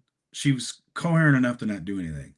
Well, my friend at the time, he kept like trying to, scooch over, right? I found this out later. And he was trying to get her, to get in the mood where pretty much she was pinned up against the wall, right? Where she's just like pushed him off, blah, blah, blah. Finally, she had enough of it. And about 2 a.m., she comes out the room, and says, hey, she's asking like my girlfriend, like the girl's dating at the time, hey, can you take me home? And I picked them up. I said, so it was up to me to take them home. I said, okay, yeah, I'll and she lives about an hour away. It's 2 a.m. And I was just like, all right, I'll take you back. So over the course of the ride, she tells me what's happening, right? Nothing really happened, but he kept trying to push the issue and she didn't want to. And finally she's just like, nah, I ain't staying here. Like, and she's crying and she feels bad. She's like, wondering if it's her fault. And, like, cause I was in the bed with him. I just wanted to sleep. I didn't want to do anything. And I said, look, you didn't want to do anything. And he's trying to force the issue. That ain't your fault. That should have been enough, And so we had a falling out over it because it's like, he's like, well, what that bitch say? I said, well, that's what she said. Was it true? Well, why was she in the bed? I said, that's not what I asked you. Was it true? Were you trying to push her into, getting with you? Well, why would she be in there? Blah, blah. I was like, no. If she wanted to be there, she don't come wake me up at 2 a.m. She don't come out that room and say, Fred, take me home. So, you need to reevaluate this situation. And we had a falling out over it, right? Because I took her side. But it's pretty damn clear cut when I'm out on the couch and she comes out to the girl I'm dating and says, take me home at 2 a.m. And like, so, but that's the kind of, and I didn't associate with that set of group. I had to get another group of friends and, but that's what accountability costs. Yep. Right. Because it was like, and, even the girl I'm dating, she's like, man, I'm sorry. You lost your friends. I didn't lose my friends. It's not the kind of people I want to be around. I saw who my friends are is what you did. Right. Mm-hmm. And honestly, I've been saying too, it's like, we got to stand up. For example, if a woman has her rightful position stolen from her by an adjudicated rapist and a guy who's been convicted of election fraud, we got to stand up and restore her to her rightful position. And this is kind of why I'm having a falling out with the Democratic Party and why I'm pushing so hard for progressive challengers who are willing to examine the data rather than just tell us, oh, we don't believe that. There's a lot of women who are election experts who are saying, hey, there's some stuff that ain't right. And we're all supposed to be quiet about that? I don't think so. No, this fight's coming, bro. Like, this fight's coming in Democrats. We got to make it come. And it can't come here soon enough, and This and about a whole bunch of other things. Because you're going to have these neocons and these so-called moderates that come in and, it's like, well, guys, we can't talk about the trans rights thing right now. We can't do that. Well, we can't push. They all got to go. Can't push for equal rights amendment, guys. And they'll be saying the same stuff that the Republicans are saying about the Epstein files. Well, if we expose all these people, it's going to crash the system. Crash it. They're going to say. They're going to start in with their purity test bullshit. I'm just like, this sort of leads into your. You have to not be a rapist. Yeah. This leads right into your note too. Then Walter. I'll read this because shit. Oh, this weekend. Note, by the way. I remember seeing that. I said, "There you go." I was getting so hot over Sunday is normally my day off day, but I was getting so pissed. I'm just going to read it. To all those assholes who say you can't vote your way out of a dictatorship, look at Hungary. Now sit down and shut up. The adults are busy fighting to win back our country. Fuck you guys. But that's the thing. There's so much pressure, and I wanted to go into it with Andra too, because all the pressure isn't just extreme right-wing stuff. All the bots try to divide us. They try to silence us. There's so many things we're not allowed to examine and I get so many people that are just, I'll say something like this. We got to restore Kamala. That should be our platform for the midterms. She's I believe, my opinion is she's the rightful president. Well, we don't have a mechanism. It's like, don't give me fucking your bullshit defeatism. Give me some solutions, asshole. And if you don't have energy for solutions, then go sit down and think of some, but don't sit and try to stop me and deter me from appropriate action. And there's so much effort from these bots and these artificial content that they're afraid. When you start talking about Kamala, I had one the other day where I just mentioned that, and somebody whose profile name was Tesla Dog. So I'm just like, you guys are so fucking obvious. You're so obviously a bot. Yeah, he had 8 subscribers. He's like, well, she takes APAC money, so she's our enemy now. It's like, I believe she's the legitimate president. And it's just like, wait a minute, why am I talking to fucking 8 subscriber Tesla Dog, who's clearly a bot? So you show it, but they come out, they're afraid. There are people in that sphere who are afraid of any talk of re-examining that election, even though all the Republicans ever do is continue to recount 2020. They continue to propose new ways to stop our ability to vote. That's their only platform is election theft. Our platform has to be election integrity. And I'm going to get poor Nick blocked from another platform for saying that. No, that's all right. We're not on TikTok right now, so we're not worried about it. YouTube hasn't blocked me for saying election integrity, so we're not worried about it. But TikTok, I think I finally got off that warning too. What's funny about all this, right, is and I love it. I love it when they start talking about all these procedural, legalistic things that allow establishment Democrats to be timid. Because think about this. Think about this, right? Every time you bring this kind of stuff up, oh, we don't have a mechanism for that. Oh, well, you got to consider this. Get creative. You got to consider that. Think about this. If you went to a coffee shop, let's say Starbucks, who's a union buster, but let's say you go there, right? And they got your coffee order wrong. Would you stand for? Well, you got to consider the profit margins. If we pour you another cup and we did that for everyone, we'd be out of business. You're going to go, are you going to take that? Or are you going to go, no, I want my coffee the way I ordered it and paid for it. And you would expect them to fix it. So why with these politicians that are there, supposed to be there for us, that you accept, well, procedurally it's tough. I don't care. It's your job. Yep. It's like Hakeem Jeffries coming out saying, well, we're exploring options about Yeah. 20. That's your job. You're already supposed to know that. Yeah. It's like, well, we're not in power. I don't care. Do something, anything. That's your job. You're an opposition party. Go oppose stuff. Do it. Go purposely oppose everything. Like, that's the one job you have. Well, what's your plan? I don't know. I'm not in Congress. I'm telling you as an American what I want done. Go do it. They could come brainstorm it on our chats, but they don't want to talk to us. They're too busy calling up progressive grassroots challengers in their primaries and telling them to drop out. The fucking DNC is anti-democratic, and we gotta hold them to this. You guys, the primaries are healthy, and we started out talking about this. Primaries are healthy. The Democrats got to be out there. We get multiple candidates canvassing every district, getting the voter base excited, and then if one of them wins, they go on to that office. Then you got name recognition for 4 or 5 other people, and then we win every other office. And the fact that the goddamn fucking Democrats are stopping primaries pisses me off. Go ahead. The horseshit they just did in my district, in Colorado 4, which has Lauren Boebert right now, right? It's a plus 22 district. So Tricia Calvarese, who was a labor organizer and a labor lobbyist in D.C., she's actually from this district. She grew up in this district. She came back and, like me, was a caregiver for her parents who were on hospice care. They died, and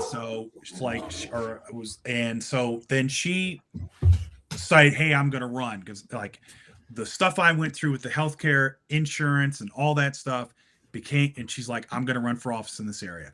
So in 2024, for for running there, we actually had a primary where you could vote.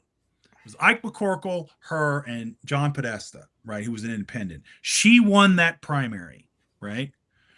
She lost to Boebert in 2024, for whatever, blah, blah, blah, theft, anyway, she loses. Yeah. Okay, she loses by like 11 points, 10, like 8 or 9. Right. So she's been campaigning in the district still because she was going to run again. Right. Mm-hmm. And meeting with people and building that coalition and doing all the things that she's supposed to do. What happens? We have a candidate now named Eileen Laubacher. That dog. Right. Exactly. Yeah. Eileen Laubacher, who worked for Lockheed Martin, was a Republican supporter who has still not said how many times she voted for Trump.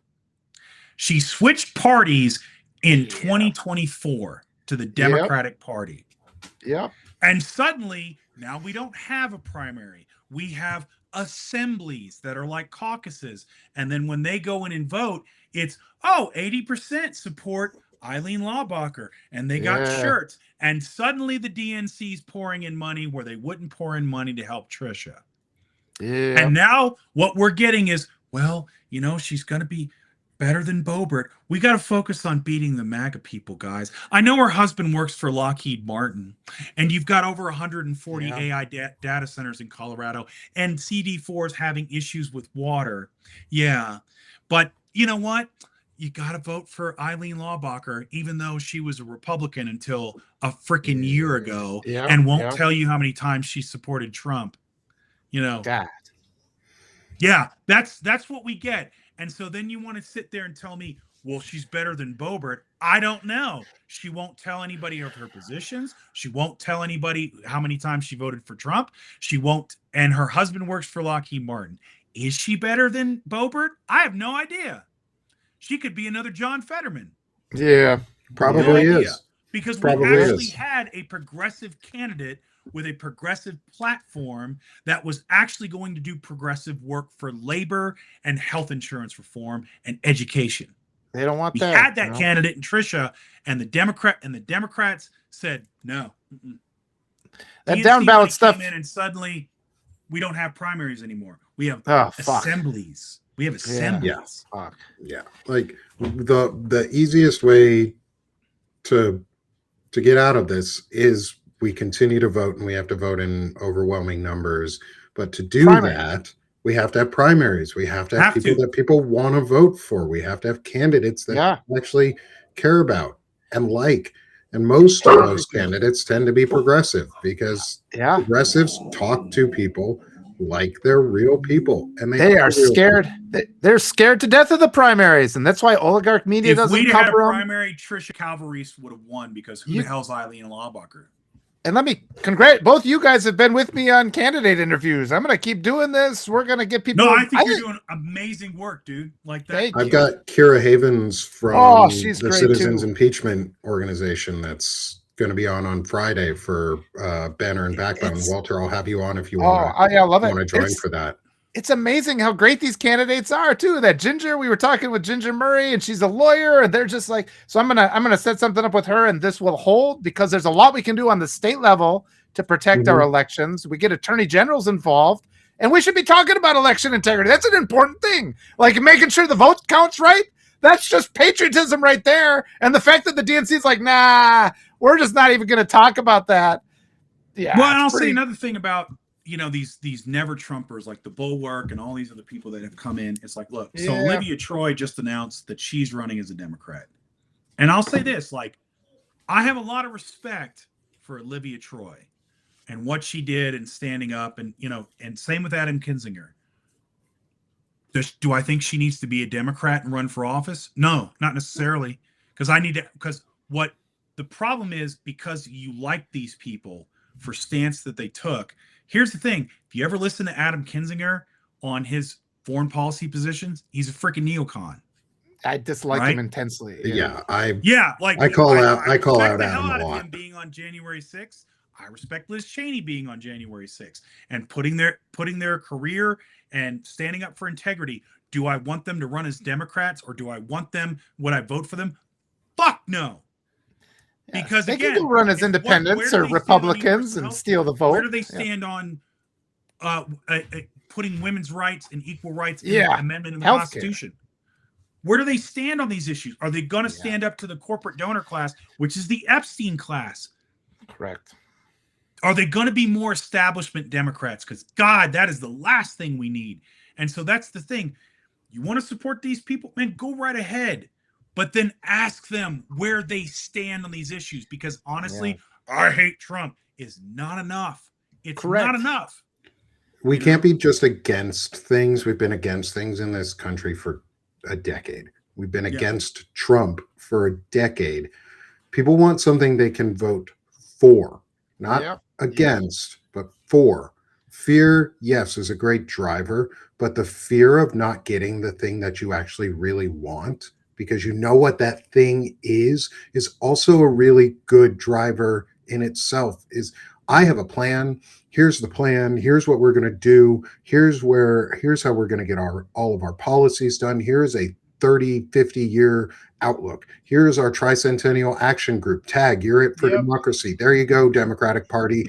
Got your new tagline for your fucking 50-year plan that you can write out for all of us. It doesn't have to be Project 2027 or Project 2029 or some derivative fucking name.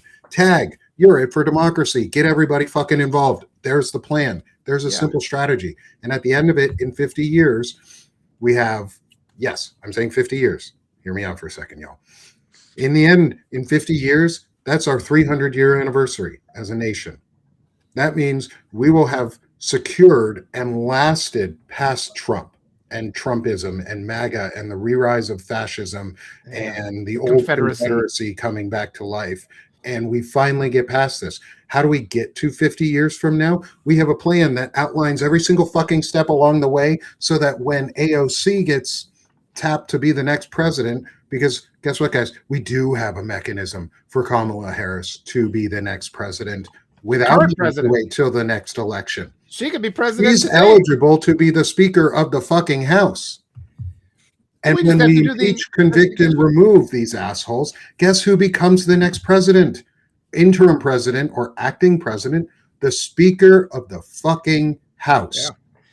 But if she's the rightful president, we can do that too. There's multiple women. I mean, yes, but if we want to play the game of, is there a legal mechanism to get her in place? Yeah, there fucking is. It's so easy. All it requires is to impeach, convict, and remove the sitting president with a Speaker of the House who is ready to be president from the start. We have a couple people who are probably ready to be president, and none of them are named Gavin Newsom. None of them are male. None of them have a penis in their pants. All of them are women, unless they are trans women, and then maybe you do, and that's you. I'm not going to ask anything about that because that's life, bro. Real world happens. But we need a woman. We need someone who is identified truly as a woman who can lead this nation, because we have taught women in this country, not on purpose because America hates women, but we have taught women in this country how to be the most capable fucking leaders in the world. Because we told them the only thing you're good at and the only thing you are valuable for is to run a household.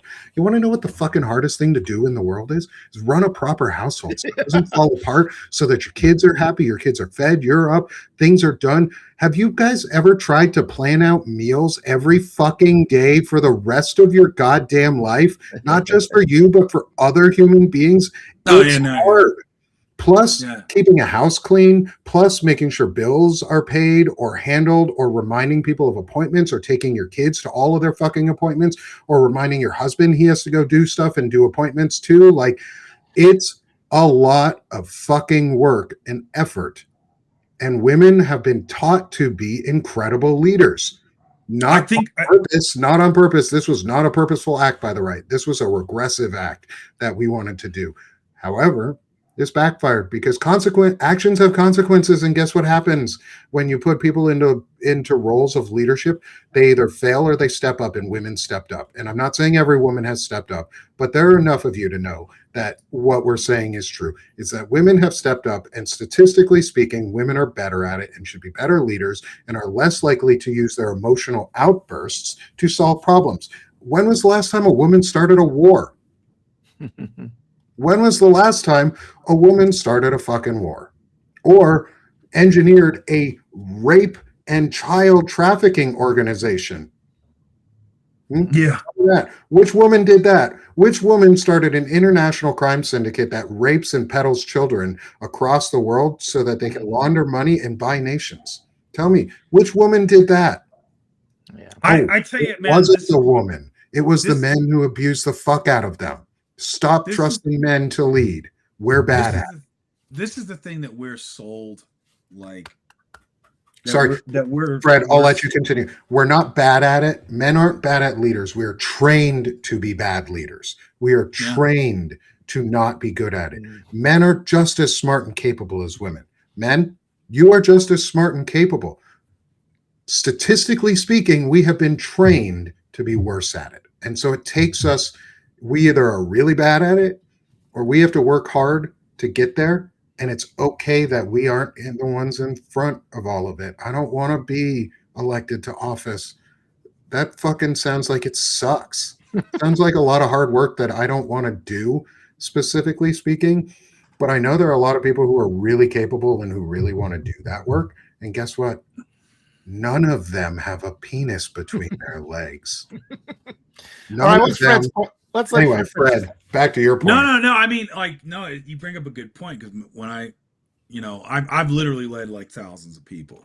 You know, as an operations manager in aviation, I've worked in 5 hubs, and every single time, and this is to bad leadership. It's funny because I actually came in. You would think an organization like one of the big 4 for airlines would have a leadership training program with as many middle managers that they have. Nope.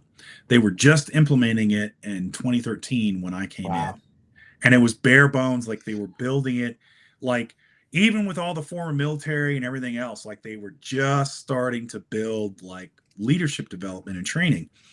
And so, just with my military background as an NCO, I had a jump on a lot of people. And the thing is, man, and I saw this from men, I mean, I swear it was every single station I worked at. it was DCA, Philly, Detroit, like LAX. They all said the same thing when I first arrived. Man, you got to be hard on these guys, man. You can't take any shit, because if you do, they'll walk all over you, man. It's like a jungle out there, blah, blah, blah. Or, you're a manager. You can't ever be wrong. If you show them you're wrong, then they'll lose all faith in you. And that advice is absolutely 100% wrong. Mm-hmm. And I never took it because I was like, I know it's not going to work. And so, but when I approached people with respect and I supported them, and I was like, I listened to them because the crew chiefs and these people that were trained to do these jobs knew what they were doing. And they say, hey, man, I need this. Or they'd give me like, well, no, man, you're forgetting this, Fred, blah, blah. I'm like, okay, yeah, all right, let's adjust and let's make this. Da, da, da. I was a successful leader in my eyes. In the higher ups' eyes, sometimes I was, and sometimes I was. I was effective. I didn't have injuries as high as a lot of other people did because I didn't force them to do. Like, I didn't have, I had a better on-time performance. I had all these things, and it was because of the people that worked for me, because I could ask them to go the extra mile. What they didn't like was like, oh, you're paying these people instead of screwing them out of their time. Yeah. Because the system was just like, oh, they don't. Well, why is your overtime at this point? Well, because you needed me to do this and I had to pay them. Well, like, and basically they want to say, did you screw them on time cards? Because that's what you're supposed to do, Fred. Mm-hmm. They couldn't say it legally to me, but that's what they were implying, right? Yeah. Kick them off the clock. That's what they'd want. Hey, Nick, Walter, can you guys stay an extra? I need you to stay an extra 2 hours. But if I only need you for 55 minutes, you got to get off the clock in 55 minutes. I got to save that 5 minutes for the company. Yep. That's what they wanted me to do instead of saying, man, I got you for 2 hours. I okayed that. Hey, guys, can you go and tag out some of this equipment, and just like so we can get it in maintenance and blah, blah, blah, or like just something easy. And, be like, yeah, man, thanks, dude. All right, no problem. We'll get that done. Yeah. And it's like, why is Fred's operation so much better? Because I did that. Yes. And that's the thing. They would prefer that you do a bad job by their standard than a good job. Because I had the same thing in school. And it's the exact same thing you said. When I was teaching, they're like, you have to be hard on these kids. And I'm just like, no, we're together. It's a cooperative learning environment. I'll treat them with respect.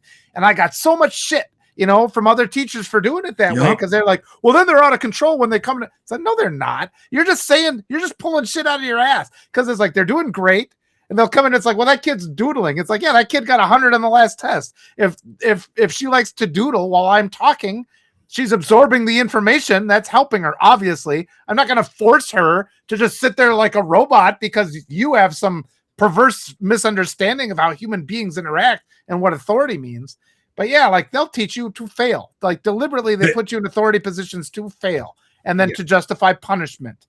And that's that's why we spend $1 trillion on the military, and our police would be the third most well-funded military force in the world too. We solve every problem with beating people, and it goes back to what we were talking about at the beginning, the white nationalist, white supremacy, violence agenda of hatred, where we don't teach cooperation or kindness or humanity to anybody. And to respond to a comment real quick too in our chat is I do not think we need a leader, I do think we need a leader with military and tech experience. I'll be honest. I think we need one who doesn't have either. I think we need a diplomat and a negotiator to be our leader, because the civilian leader of the military doesn't need to be from the military, because their job is not to come up with strategic plans and operations and tasking. It's to treaty with the military leaders and say, is there another option? Is there a diplomatic option? The president is supposed to be a prime minister more so than anything. Someone who treaties with our own military to say, should we do that? Should we really? Correct. Oh no, we lost Nick. Hopefully he'll be back. Oh no. Oh, no. He's in the void. The void got him. Musical windows. I brought you back. Good thing you have a level 36 magic user here. Otherwise, it's a good thing I wasn't mad about the fact that men suck and we're doing shit. you're right. But No, yeah, like, no, we don't need military. We don't need No. the military leadership. We don't need the tech experience. A good leader hires the people who have that experience around them to do those jobs. That's why we have a department head for Health and Human Services, for the military. That's why we have a Secretary of Defense. That's the leader, or that's the experienced senior, like, that is the person, subject matter expert. There we go. That was the words. That's the SME. What you really, the president is your diplomat, the one who goes, nah, we need to negotiate harder with that. Nah, that's not good enough. Or, nah, we need to find a way not to do this war because we're going to bomb a school of kids or shut down a strait that 30% of the world's fertilizer comes through. And now we're mad because our exports that we need to build drone technologies can't come through anymore because we bombed this country that now owns a strait and is going to charge $2 million a fucking boat to go through.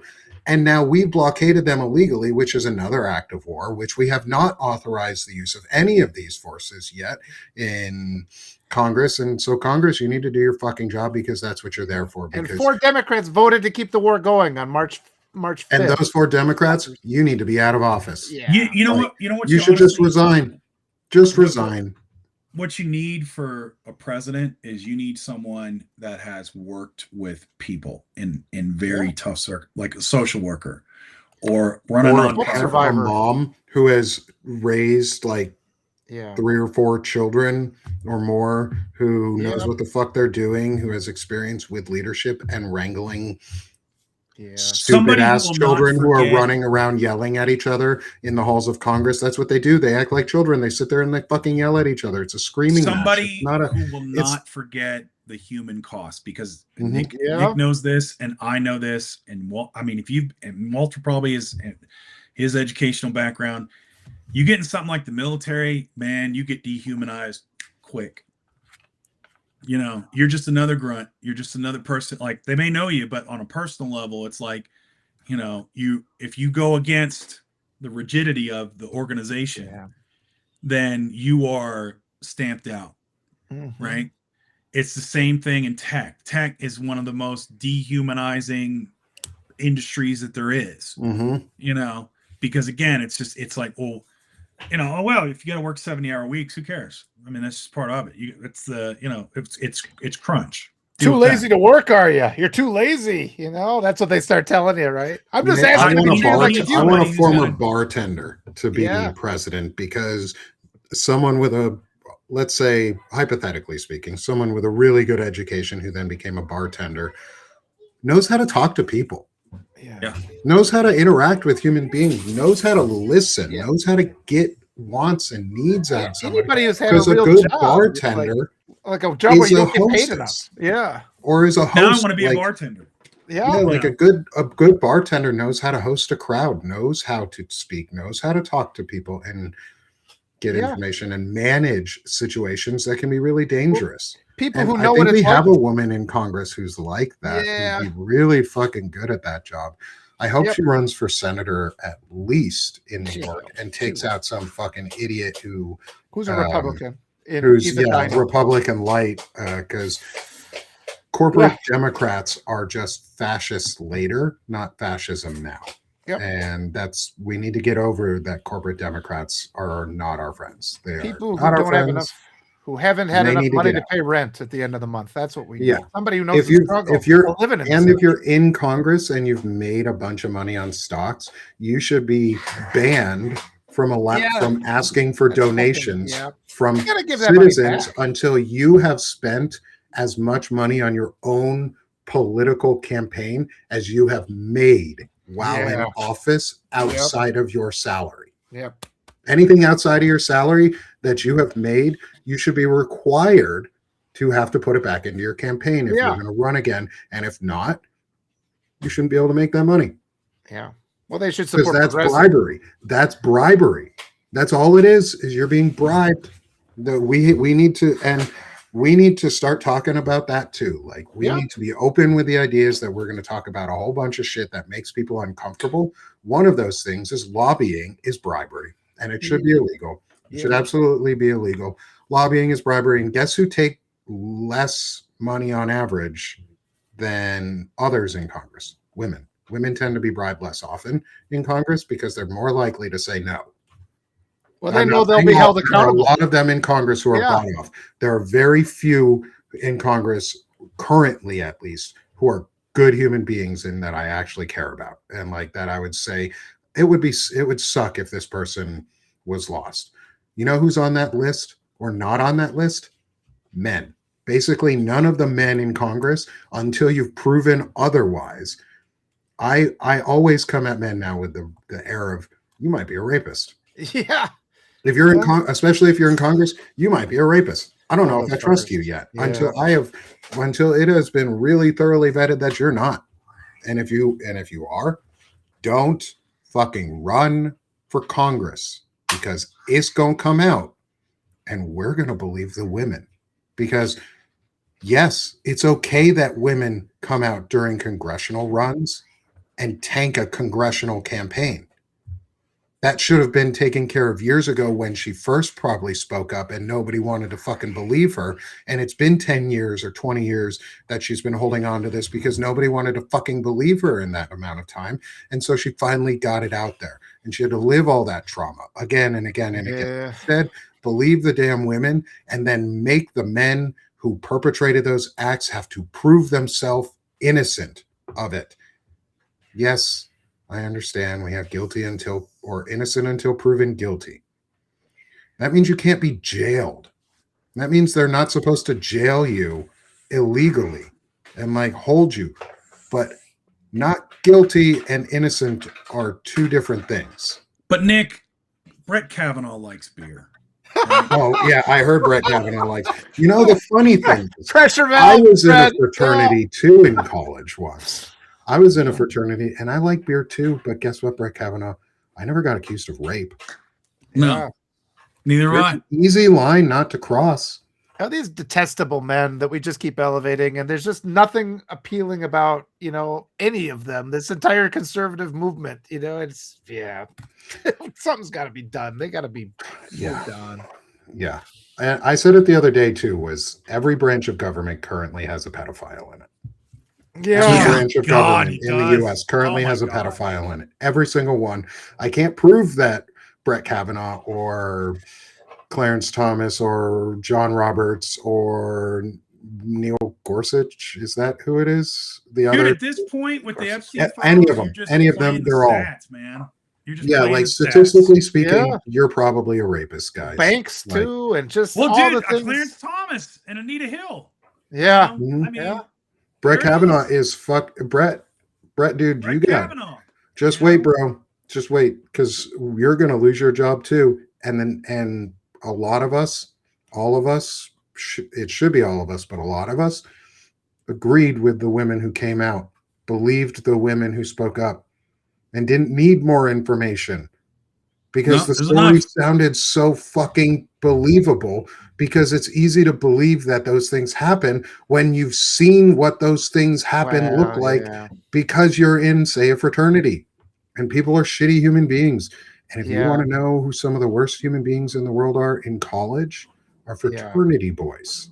Oh God, because they have an earned stereotype. They live the stereotype. You can tell by the way they move. A lot of times, like the demeanor, the way these people get on you, they grab you, and I mean they'll do it to other men too. They grab, and it's just like, it's gotta be stopped. And it only is allowed to exist because we allow it to exist. Now you know, so you can grow. Hey guys, now you know to just be better. Right. I don't have my Just Suck Less water bottle right now with me because it's in my dining room, but just suck less. Like that's literally all you have to do is keep your hands, your penis, everything else to yourself, and you will suck less just by doing those three things. Just by doing that, you'll suck less. And when you hear somebody say anything but yes, it means no. Lucky for me, I have a detachable penis and I can leave it home. Okay. So. King Missile. Yeah, all right. I lost it. I ended up buying it from a street vendor for $12. I got a good deal on it. I'm so glad we derail ourselves in these conversations. It's Fred, true. we'll have to have you back so many more times soon again. It's like that line from Full Metal Jacket. It's a good Arvin rifle. It's never been fired and only dropped once. All right, we have reached the top of our 2-hour window here, and we got to respect a little bit of time for ourselves. Is first off, go subscribe to Andra. She was with us earlier for such a time as this with Andra Watkins. She was so much fun to talk to, and there's lots of looking forward to more follow-up conversations with her because she's really awesome. So go support her, go support her work, subscribe to her. Fred, unabashedly promote yourself. Yeah. Frederic Poag. Poag. With my frat boy pick.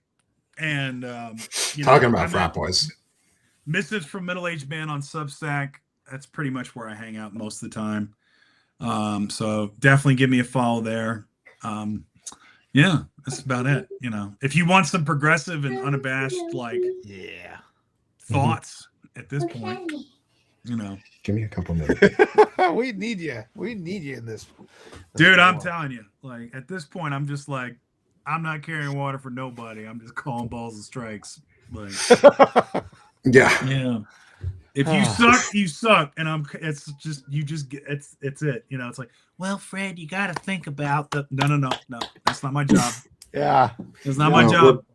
We're past the 3 tries. We're past all of it. Oh, God. You've had enough chances. No, yeah. I'm not carrying water for nobody. It's like, oh, but what about the Democrats? Well, then they need to go out and prove and earn some votes.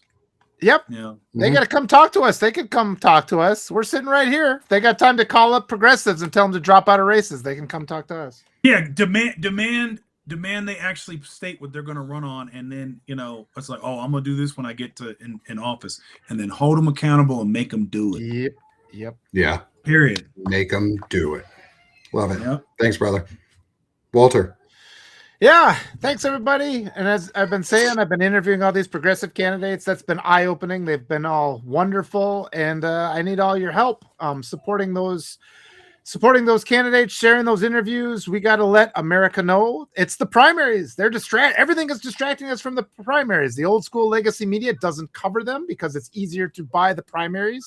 Then you have 2 bought candidates, and you get the illusion of a choice in the general. And the midterms are not where the fight is. The fight is right now. And it's the fight is now because nobody's covering it. So I need your support. The more free subscribers I can get, so more people can know about these candidates. If you're in the states of these candidates, you can get them on the ballot. America has the right to choose who represents them. And we have forgotten that. And I need more help. I'm going to take the rest of the day off. I'm tired. Last week, I overdid it. I found my limits last week. I didn't recover over this weekend. I have to sleep the rest of the day. Grassroots movements need everybody. I need all your support. Just sharing these articles. Both Fred and Nick. Woof, woof. Both Fred and Nick have joined me. My dogs agree. They've joined me in interviews. That helps build the audience. I'm going to bring them back on for more. But yes, we can get real people in office who are not rapists. That's it. That's the end. Let's elect people who are not rapists. That's the bar, isn't it? That is the bar. Oh my God. And it's such an easy bar to meet too. You'd think it would be. You would think it would be an easy bar to. It should be an easy bar to meet. Yeah. And Walter, I have so much good to say about Walter. So please, everyone, go support my friend. Well, go ahead and say the things you were thinking. And all the incredible work that he's doing, because he's putting in the effort. I will, Walter. I will compliment you, my friend. He's doing some fucking incredible work. He's coming out there and he's being vulnerable and he's being honest and he's talking about how he feels and what is impacting his life and how it affects his family. And you know what? We need more men to fucking do that. We need more men out here doing that, because then more men will be comfortable doing that at home and in their personal lives. And the more men we get doing that, the less men we have raping people. And the less kids will have to suffer. Yeah, so many kids are suffering right now. That's the hardest part. All these kids have to put up. And we can end this. We can end this. Walter is someone who's we will end this, not can. We will end this. And Walter's someone who is working on that and is part of that movement to end it. So support my friend Walter, support my friend Fred, support my new friend Andra. And then if you got some time, come support me here at Sick of the Shit Publications. I'm Nick Paro, not your dad. We're doing a lot of stuff just like this. We deconstruct masculinity. We break down the patriarchy and white supremacy and the bullshit around that. Make space for chronic illness and chronic conditions and what it's like to live with those in honest ways and honest discussions and conversations.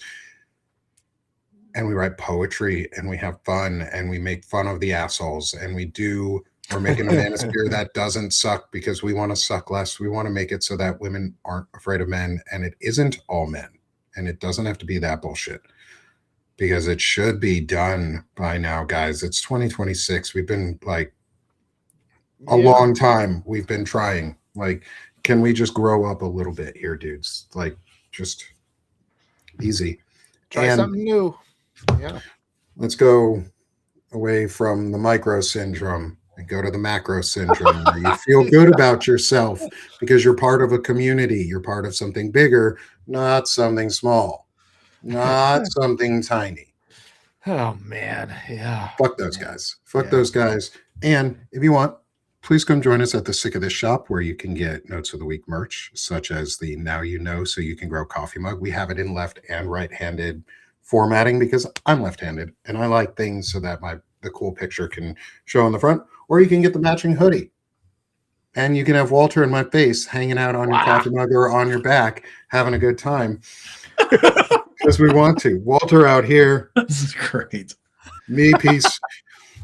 Fred, you're getting into all of it. You're stuck here with us. I know. That's what we do. All right, friends. Let's go have a great day. You'll see me here in a little while. I should be back on here in a little while with Melissa Corrigan for the second of our amazing mom guests on intelligent masculinity, to get a new perspective and hear from some of those who have taught intelligent men and boys to grow up.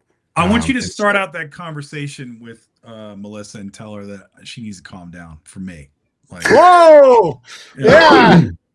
Tell her as a Marine. You start getting excited, Fred. Yeah, it's like I hate that for me as a U.S. Marine sailor. You calm down a little bit, just a little bit. I'm gonna tell her that she needs to lower or raise the sails and let the wind and just let the sea take you. Get that wind out of those sails. I am the storm. Yeah. Yep. I'll make sure to do that for you, Fred. That sounds like a winning condition on my part. There's no way. I'm not that brave. Not that brave.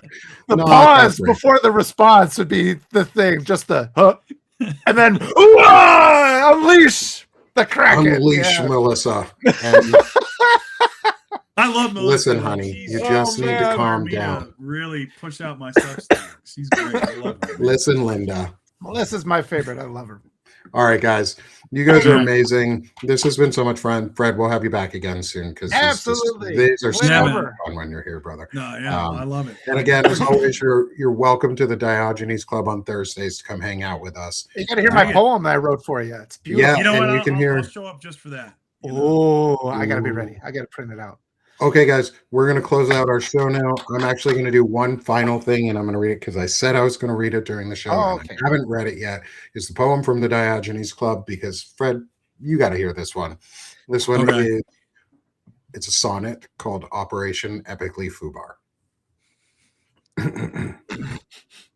Okay. An epically Fubar operation. Tomahawking a school to free the kids. Liberating life in ways war forbids. It's fucked up beyond all recognition. An epic attempt to distract from crimes. Pedos, rapists, and destroyers of life.